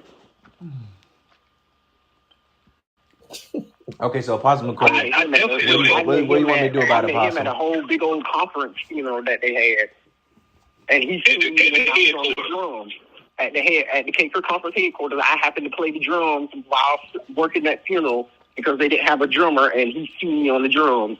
And what I asked you? You asked me, did you something about, did you know me or something? And you say you wanted to meet me about being the adjutant because you had seen my Facebook page already, but you had already knew who I was. I didn't know who you was. Child, McCrae, you wanted that goddamn dick, and McCrae wanted them goddamn lips on top of his motherfucking dick head, and y'all hoes wanted to fuck, and you thought you was gonna come, get over on one with the baddest blogger, but bitch, busted. So Victor, and I hope y'all recording this. So Victor, wait. So Victor, Mr. Jackson, I don't know what about it. Hold on. So Victor, you want me to believe that you telling the truth now, after you done lied? So you want me to believe that this is the truth when you told me this other stuff was the truth. So now the other stuff you told me is not the truth, but this stuff is the truth, and I'm supposed to believe this from what you told me. Okay, because a lot of people say things. I said that because I was mad. I still had a. But you didn't sound mad when you told me that. Because of you was not mad when you told me that. I was definitely hella mad. I was hella mad because if I wasn't mad, I wouldn't have never left this church about an altercation over a vape. But I left because I was super mad. Okay. And so I had, and he knows I had tension towards him. You didn't tell me that you had any intention. I would never show back up to his church. Mm-hmm. But you went back though. Me and him we never did anything. We never hung out like that. I wouldn't show it to his church, nothing. Okay. All right, well, if that's y'all story, if that's your story, then you tell it. If that's y'all story, then you tell it. But I'm going to tell you, that's your story. And then this is the thing right here that I don't like, which is the other reason, is because when you got on this call, you said it wasn't true. And then now you're switching it to the fact that you were just angry and upset when you could have just said, Gerald, I said things out of anger and they were not false. I was just mad. And that would have been it. And I would have took that part out of the story. But all this, you're talking too much. I didn't say that because I was heated because I got a phone call while I'm at work to find out that my name is included in the Usher video, which I wasn't even there. That's why we ain't buying it, little baby bitch. But well, he also said that 2 members called him and told him that something about the Ushers and all kinds of stuff. But yeah, they told me Usher was in the spirit. 2 members. No, it wasn't him. Yeah, it wasn't Victor. No, it was not Victor. No. I didn't say it was Victor. I said you said it was 2 members. Yeah, 2 members. They were remaining 2 members. Yeah. But I mean, I don't know what you want me to do, Apostle. I mean, Ray said you want to talk. I gave you the offer. Don't seem like that. You know, you head up to that part. I guess y'all think y'all should have talked about it before y'all called me back. Kind of, be on the same page. No, want no reason to talk because I'm not gonna talk about. I wasn't gonna talk to him or anybody about anything because at the end of the day, I know what's true and I know what's not. You know what I'm saying? Right. So when you said that, I said I know that's not true. So But you did say you tried to call him today, though. Yeah. When I seen the blog and I strolled up and I seen his picture. Oh, I said call me ASAP. But I called him, he didn't answer. So I said call me ASAP. Exactly what I said. He didn't answer the phone. All right. Yes, sir. I did try to call him, and he said he had his phone. Yeah, he called me almost. Yeah, I know, but I'm just saying. I brought that up for the simple fact that he just stated that he wasn't trying to reach out to nobody or talk to nobody. So I was just trying to remind him that he did say that he tried to call you. So no. I'm talking about. You said that we should have talked before we called you. That's what I'm saying. Okay. And I'm saying no, it was no reason to talk. I was calling him to ask him what was this about to see if he knew anything about it. Mm-hmm. And this was before I even thought about even having a conversation with you. You know what I'm saying? Mm-hmm. See, because if people that I know, I see their name and something, I didn't know you, and neither did I know how to get in contact with you. Mm-hmm. You know what I'm saying? Right. So, but I seen Victor's picture, so I called Victor to ask him, "Yo, what's this? What's going on?" Because everybody just now, Ray just said, everybody blame everything on Brian, but Brian don't know me like that. You know what I'm saying? Mm-hmm. So I'm like, so what is really going on? Because, and I told you, the last conversation that me and Victor had concerning any kind of matter, Victor's, she said she's Victor's aunt, but Victor's sister-in-law, but she says she's Victor's aunt. She called me one day and had a few questions she was asking me concerning him. And when she said what she said, I called Victor immediately. I said, Victor, let me ask you a question. I said, so-and-so and so-and-so. He said, no, sir. I said, okay, it's dead. It's dead. I told his aunt, don't call me with that foolishness no more.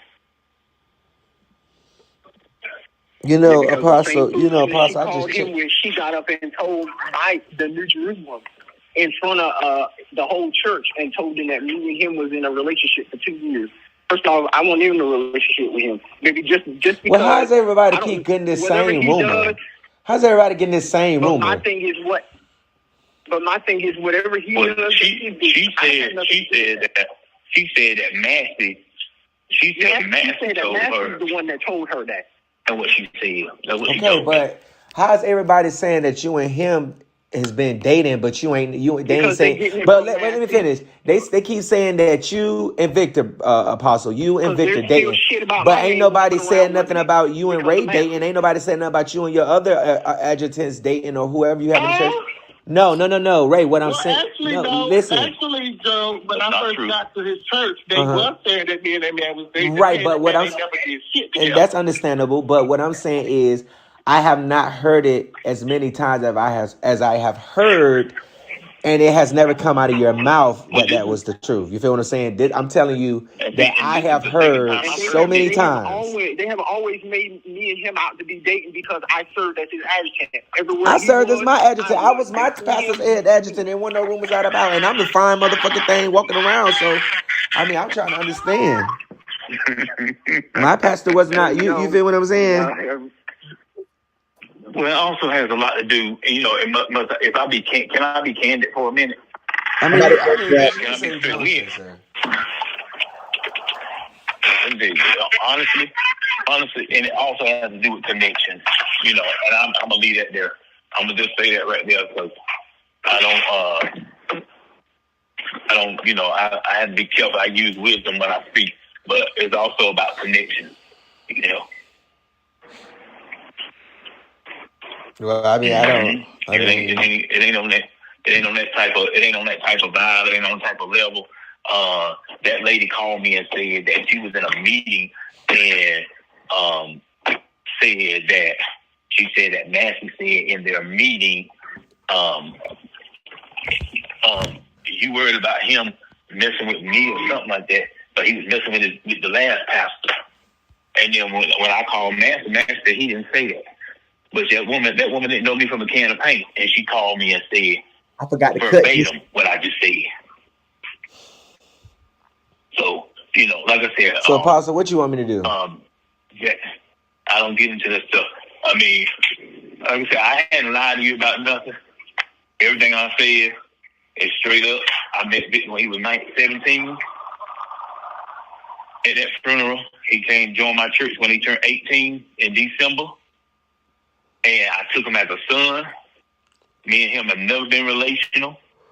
You know, So if he joined the church at 18, then that would be 2020. But you said it was 20 at 19. Child, listen, I don't listen, child. We had facts, but I never was physical or abusive to him until that day. And like I said, and anything I say, you know what I'm saying, I'm not gonna tell no lie. The day that he left the church is the only day that I felt disrespected by him, and I actually pushed him into matter of fact, who was it? It was Trigger Truck, right? Yeah, it was Trigger. That's what I did. Any other time, Victor got away with everything. So you abuse your man. You push your man up against a truck over a vape. Bishop, now you know damn well you push that boy up against a truck because you. My members used. Now it's making sense. Okay, you pushed him up against a truck over a vape. Complain and say, "Don't he get away with murder?" Yeah, because y'all was in a relationship. You know what I'm saying? No, sir, it was not a relationship. It was in a relationship. But it was not a relationship. Okay. So if I pull these receipts, I mean, if I pull these receipts, because I mean, listen, Bishop, I said what I said in the story. I have proof to back it up. I mean, I understand what you're saying. So if you want to, you know, you can. Told you. Yeah, he did tell me, and some other people just now told me because they sending in more stuff on you. Oh. So I mean, I don't know what y'all got going on over there at the Victory Cathedral. I don't know who you got pissed off of, what, but you know, every time you put a story about a pastor and they see it, more people come out. Been waiting for somebody to do it, and I got two more stories. Some people saying they got some tea on you. So what is this? You know any other tea they got on you? FaceTime with? No, sir. Okay. Only thing somebody, really, before this right here, only thing a person can say is that I went to jail. That's the only thing they can say. I'm not that guy that I be out here running the streets. Yes, I'm not that guy that I be, be doing this and doing that because of some fact that I'm building. Mm-hmm. And I have a nice following. You know what I'm saying? Right. So like I don't get caught up. I don't get caught up in drama. That's the first thing I said to you when I got on the phone. I don't get caught up in mess. I don't get caught up in that stuff. I really don't. So like, that ain't me. That's not what I do. So the only thing a person can say, oh, he went to jail. Oh, he went to prison. Yeah, you're right. I did. 2016 and came home April the 23rd, 24th, 23rd, one of them days. I can't remember. I try to forget about of 2019. That's 3 years. Right. 6, 7, 8, 9. So, that's the only thing they can say. We don't fellowship with a lot of people because we old school apostolic, so can't nobody say really much of nothing, Jackson. For real. Like I said, I'm close to those that are in my core, my circle.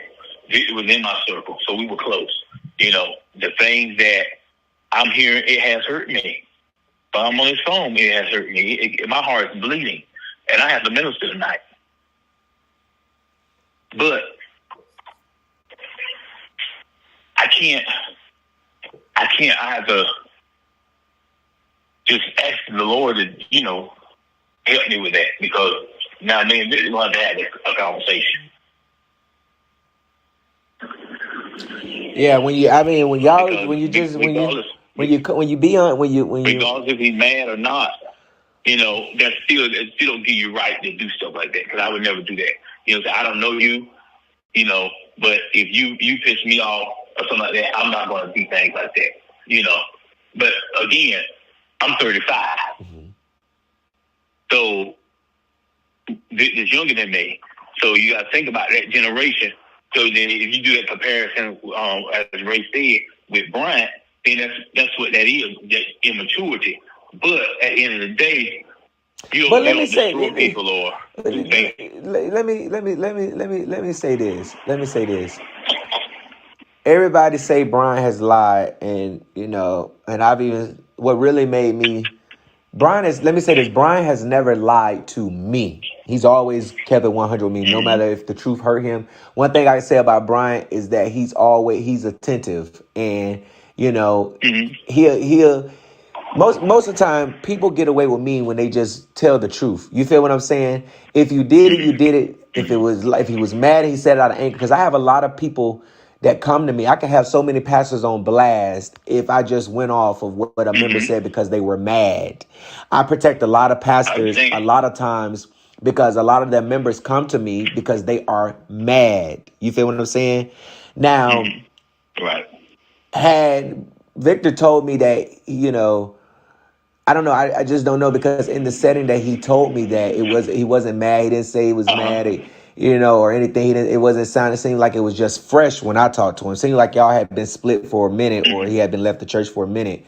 But now he's saying that he's mad. Most of the time, if you just would have got on here, because William called you about it, Ray said that he called Victor about it, and there's other people had told you something about what he was saying.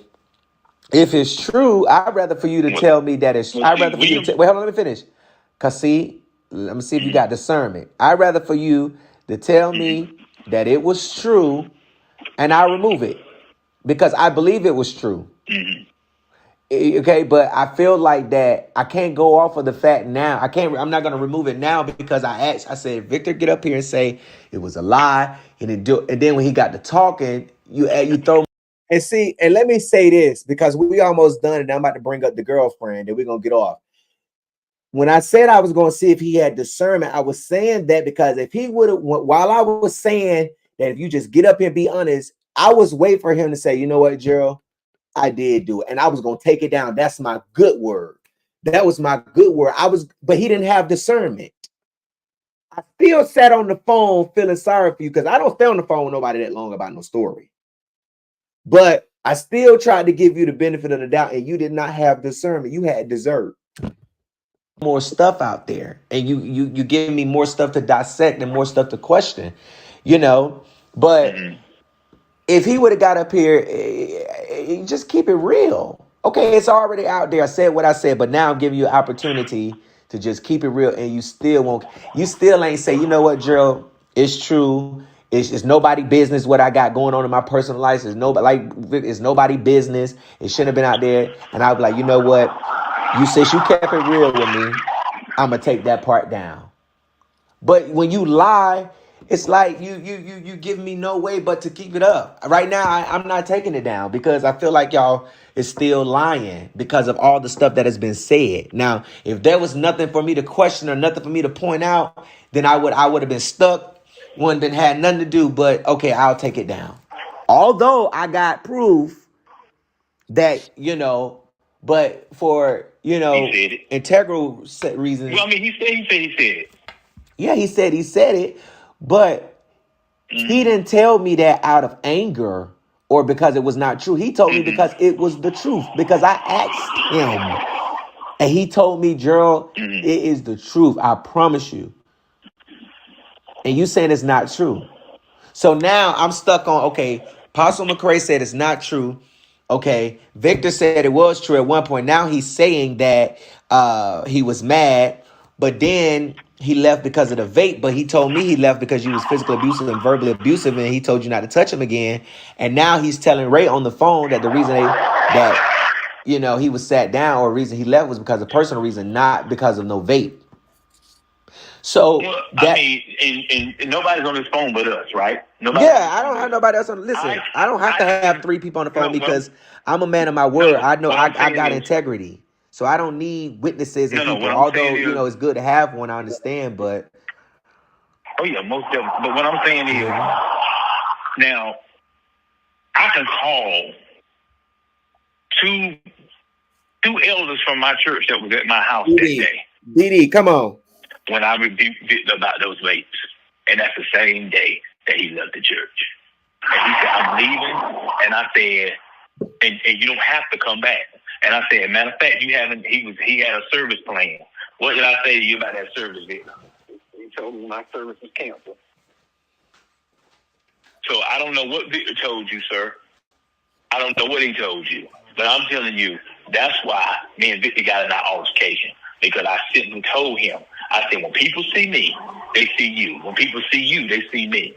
I said, and it shouldn't be named among you. Because y'all was fucking. I hit Ray up with the same message, and 2 other guys outside of Ray and Victor, and said the same thing, the same exact thing.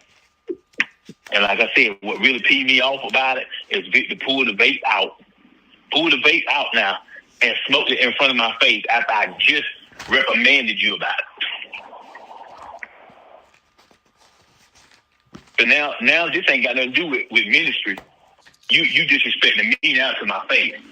As I'm telling you that this is not what we're doing. See what I'm saying? You see what I'm saying? It ain't about ministry. It's about you disrespecting me to my face. That sounds like some relationship stuff. Because if I'm a pastor and one of my members is smoking a vape, we don't do that. We saved. Then I'm not finna feel no type of way to put my hand on you. You're going to sit down. You're not going to operate. You're not going to exalt. You're not going to be doing nothing. You're going to sit down. You're going to be at service on time for the word. That shit sound personal, like y'all was fucking or something. Pastor talking about that wasn't no personal, that wasn't no ministry. Now you disrespected me in my face. Child. You understand what I'm saying? I follow you what you're saying, Bishop. But that still don't. That has nothing to do. That's not the story. That's not the story you got. What time, Bishop? I know you got to go to church. I know you got to go to church. I know he got there. We have to reconvene this another time because I don't feel inclined to remove the story because I feel like y'all just lying. Y'all still lying to me. This is not how you get no story removed. You get something done when you tell the truth. You know how many pastors hold on, let me finish. You know how many pastors I done got ready to put out there for doing some crazy stuff that I got videos and stuff too, and they keep it 100. You know what, Mr. Jackson? You know, this shouldn't have been named amongst me as a pastor. This shouldn't only. I fell short. I slipped up. God has delivered me. But when y'all pastors call and y'all get on the phone, I can't tell you that. I know you can't tell me that because you don't want it to be true. that you and this boy was in a relationship? Because no. It has nothing to do with that shit, because I've done, like I said, I went to prison. I've done things that I'm not proud of. Even in my personal life, however. But me and a guy that I call my son, which is Victor, we've never been in a relationship.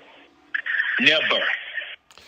Well, that's what he said. And that's why I'm not angry. I'm not angry about it, because one thing I preach this in my church: you can outlive a lie, but you can't outrun the truth. So Victor, you know Victor, you said these things because you was angry or because they were lies? They were lies. I said it because I was angry. But it's true. No, it's not true. So you said it because I was angry and they were lies. Yeah.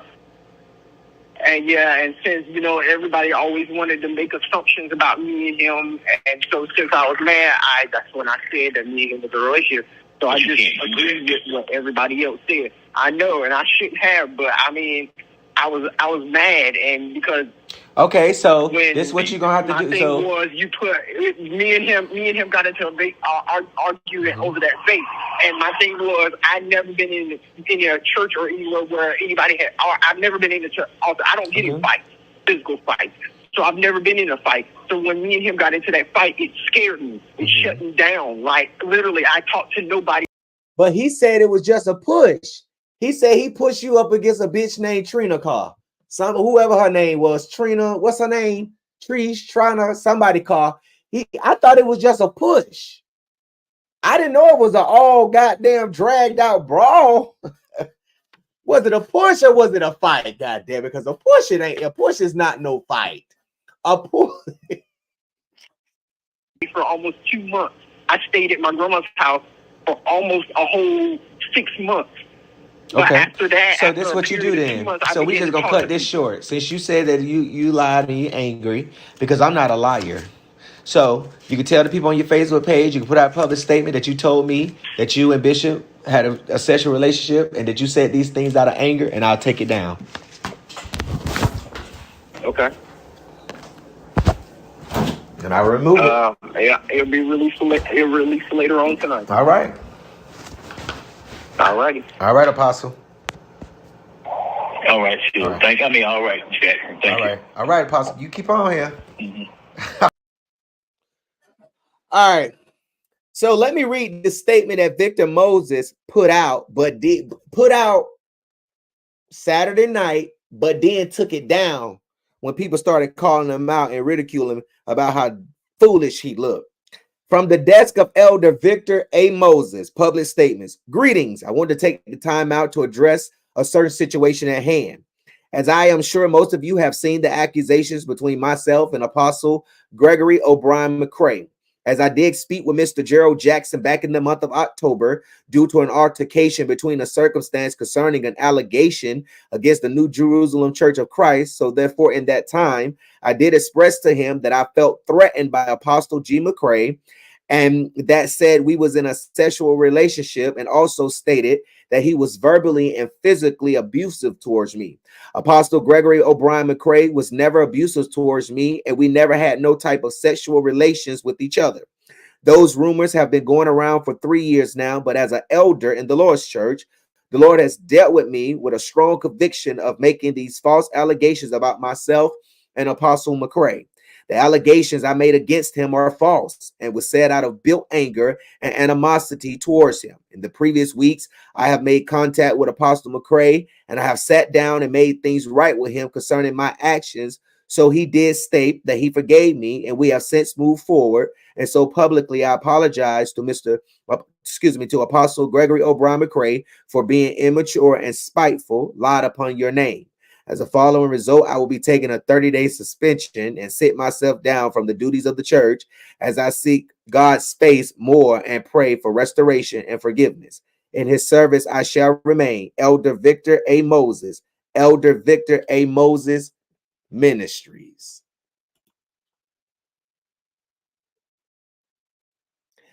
I ain't no fucking liar. Don't ever play me. I vet every fucking body. You know what you said. You know what you told me. I didn't lie about it. But now it's all out of anger. And you just lied. And to be honest, I still believe what he told me the first time. That Apostle McCrae, him and Apostle McCrae was in a sexual relationship and that he physically averted. I still believe that. And it's so weird because it's like, as he said in the statement, he was threatened by Apostle McCrae and he said those things. He was threatened by Apostle McCrae on this phone call and he lied and said he only said it out of anger and not because it was the truth. Because see, you can say stuff out of anger and it be the truth, but you don't mean for it to be getting, like, you don't mean for it to get out or for you to say it. Right? How you doing, Dee? I'm good. How are you? Listen, I'm doing good. Thank you so much for waiting out. Thank y'all so much for waiting out. It's $1. It's $1. Y'all send $1. Look, listen, Dee, you Victor, $1 to get in. Victor Moses was going around telling everybody that you gave me that story one day. I put the story out, but the two members of the church started the story. Started the story. First of all, the thing about it, when did you find out that? How did you find out that Victor was going around telling everybody that you gave me that story? Oh, and let's do this because I don't want people to think I'm lying. But Go ahead. It's nothing but the truth. So help me, God. I'm fit to tell the truth. Okay, go ahead, baby. Go ahead. So how I found out was Victor says that Apostle Massey had said that there's proof of me and him saying that I plotted to put this story out. I've talked to Apostle Massey. Apostle Massey couldn't have said that because there's no text messages with me and Apostle Massey saying that I plotted and planned it. So I'm still waiting on the proof of that conversation. No, sweetie. Lie number one, you was not mad on that phone call with the story about Apostle Massey. You was not mad. Freely uttered it out your mouth and was happy to tell about you and Apostle McCrae. You was not mad. Lie number two was the lie about him and Ray. How he didn't call you, but now, you remembered that he called and cussed you out. Right. There are lies. I didn't put the story out. Right. You didn't know. She did not. I'm telling y'all, she did not. Y'all see how the story got out. I don't even know Apostle McCrae to even tear down his character like that. I've had plenty of conversation from this week with him, and the conversation that me and this man have is nothing of what Victor is proving to people what this man is. Right. And let me say this before I ask you the next question. And let me just say this, because I had text Victor and I had asked him. Look it up. I texted him. I said, this was yesterday at 7:55. I said, why are you spreading lies saying that Dee gave me the story about you and she did not? It came from what you told me. He said, because she did give you the story, you're not going to be honest and tell me. So I had to find out through other sources and got proof. She planned this, so I don't care what y'all say. She did it. And I got the proof so she could play stupid all day. I don't give a fuck because I got the proof. I said, no, she didn't give me the story. You gave me the story. I have it in text messages and the audio recording that McCrae had. He said, all is well. Then this morning, he didn't text back after I said that last message. Then this morning at 6:09, he said, all is well. I put my letter up permanently. So there you have it. I said it. Yes, I did. And definitely didn't have nobody try to come fight her. I received the call saying that someone was coming to my house to whoop her ass. I got a call saying she was the source of the story. Honestly, Gerald, I don't have any proof because someone was supposed to send it, but they never did. Now, right, it wasn't no proof. Lies again from Victor A. Moses, Elder Victor A. Moses. Oh, honey, guilty. Now, I said this in the phone call, if I can remember. I said it in the phone call, and I mentioned you was on a phone call with me when Victor stated that Bishop McCrae was verbally and physically abusing him. That's what he did. He freely that's what he said.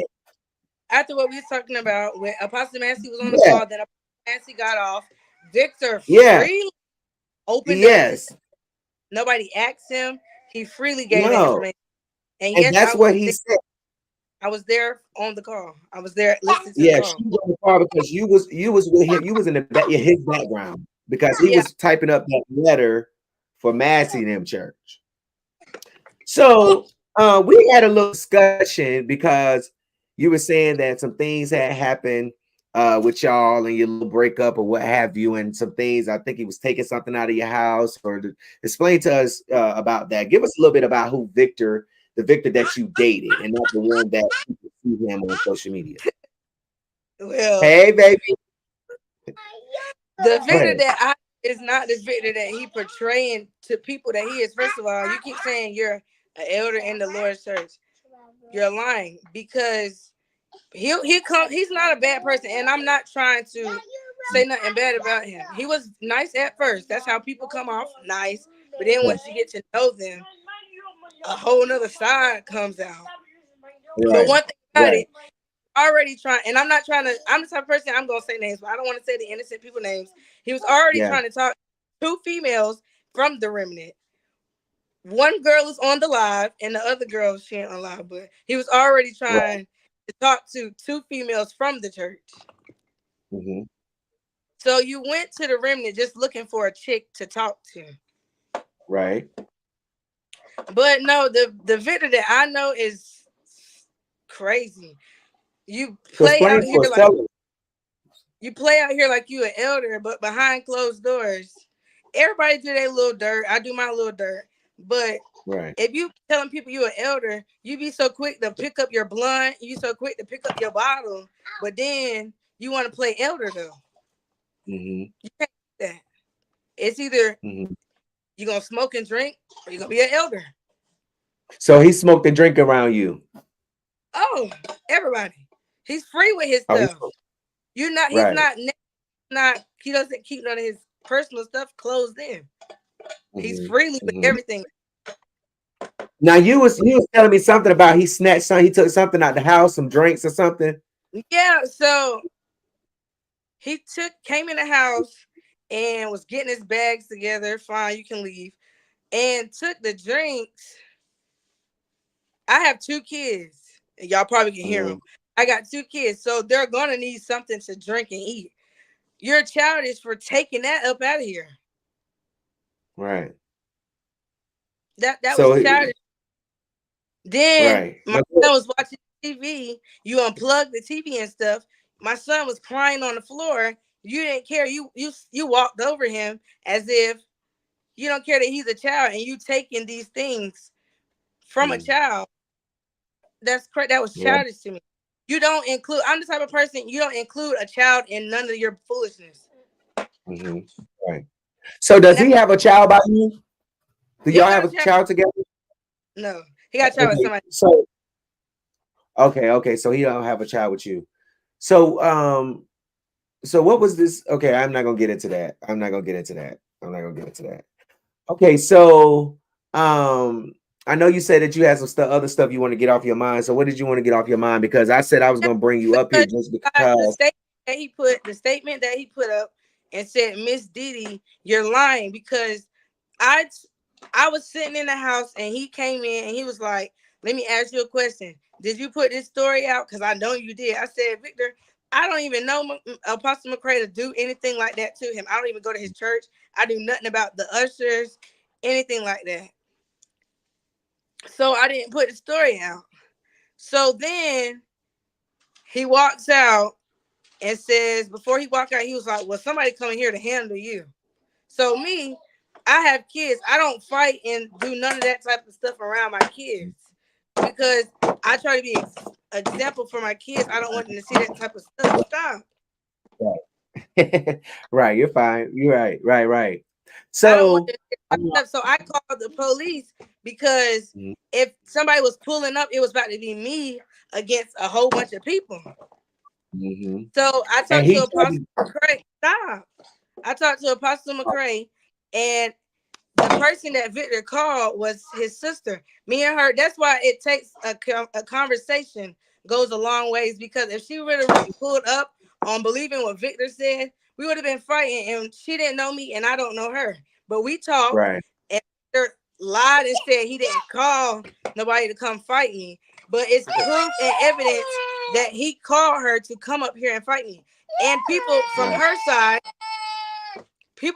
side even confirmed that while she was getting her hair done, Victor kept blowing her up, talking about somebody messing with your brother. You need to come handle them. Wow, and so he wanted McCrae's sister to fight you because he believed that you sent me the story. He believed that I put this story out. I never not once talked to you about this story. Yeah, no. Yeah, they heard everything, how it all got started. Wow. Anything else you want to say? You want to get off your chest? You want to say anything? So Elisa Hart said you was. Yeah, but baby, that's a long story from here. I'm not. So he has a baby by another woman. Yeah, not me. Was they married when was they married? No. Okay, so he had a baby with a woman out of wedlock, wasn't married. So does he know that the Bible says that you are supposed to be married before you have a child? Honey, I don't know the elder of the Lord's church. I don't know. You need to ask the elder of the Lord's church. Honey, but he not telling the truth because his grandparents set him down just for that sinful doing. Yeah. Okay. Well, I know you got to go, baby. I know you got to run. So you go ahead. Stop. I'm just trying to tell it because I don't like to be put in stuff, and I don't like to be blamed for nothing that I didn't do. Your baby gonna let you say nothing. Your baby ain't gonna let you say nothing.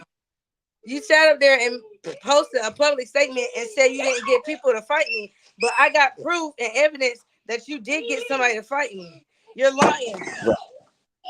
Right. But I just wanted to say on talking to Apostle McCrae, I know Victor's a liar because Victor told multiple people that Apostle McCrae was abusive to him and was gonna tell you damn lump up. Stop. He was sexual. He was doing sexual things to him. Right. So let me ask you this: what did Victor tell you about him? Let me ask you this, Didi. Why did Victor leave McCrae's church? He said because the man was violent towards him.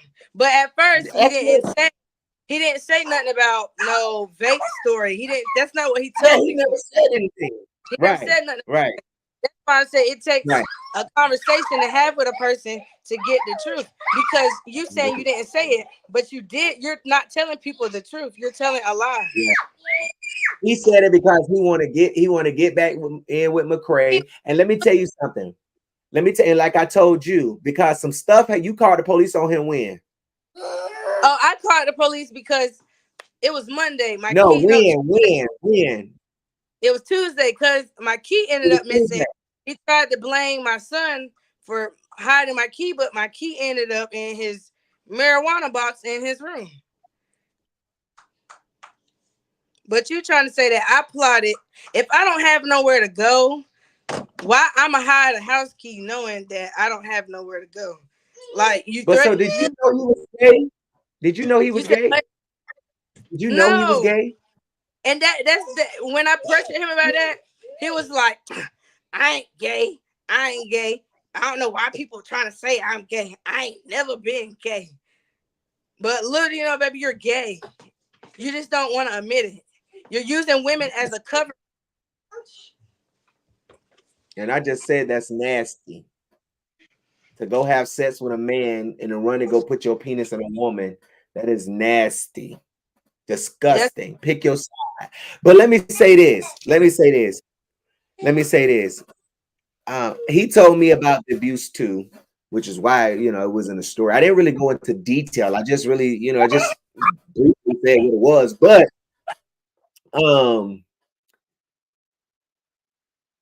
it was something else I was about to ask you.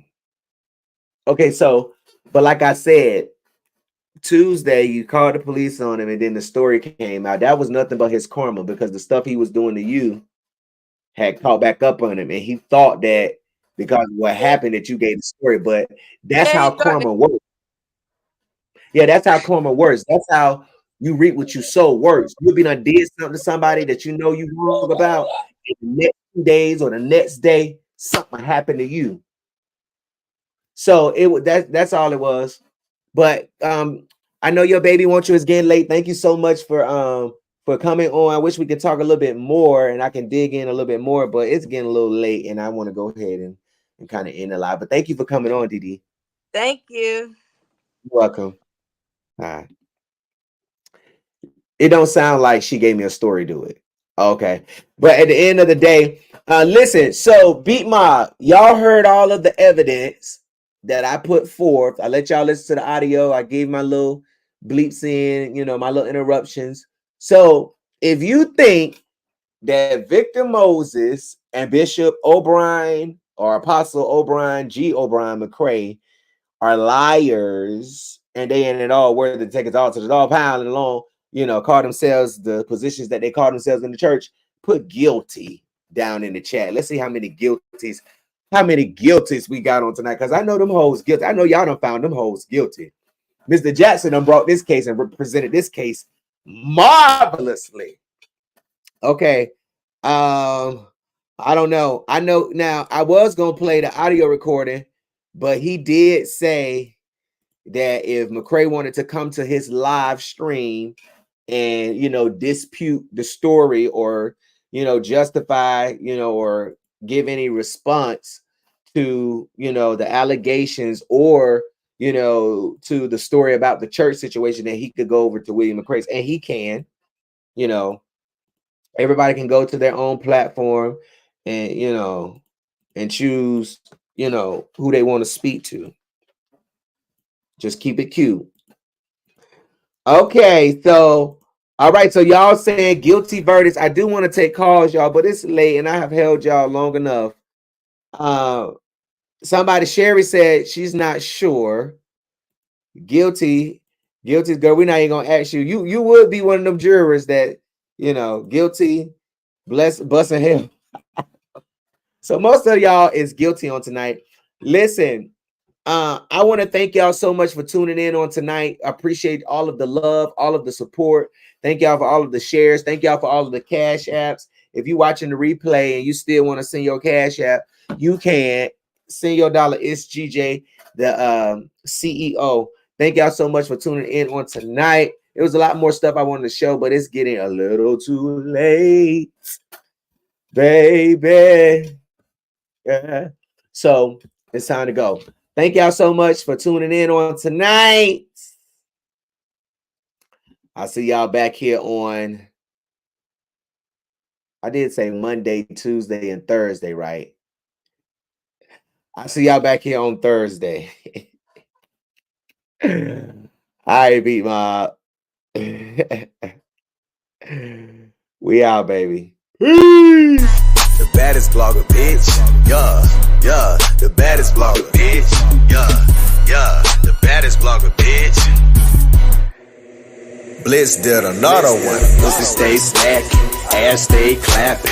Hair done, nails done, a pussy stay trapping. Pussy stay smacking, ass stay clapping. Hair done, nails done, a pussy stay happy. If your pussy hood, pussy good, I got hood wood. Make that pussy walk, pussy talk, make this dick ski. Let me see you walk like you got some wet gushy shit. Long hair, don't care, yeah, shawty real thick. Cute face, thick waist, and she all up in my face. I'ma bust her down, eat her up like a Reese cup. I'ma fuck, I'ma nut, all in her fucking mouth. Don't be scared, give me head and I'ma throw this fucking bread. What you do, where you see the baddest blogger coming through. Shawty bad, got an ass and a BBL too. Shawty bad, got an ass and an attitude too. Mouth wet, tongue wet, shawty with that head do.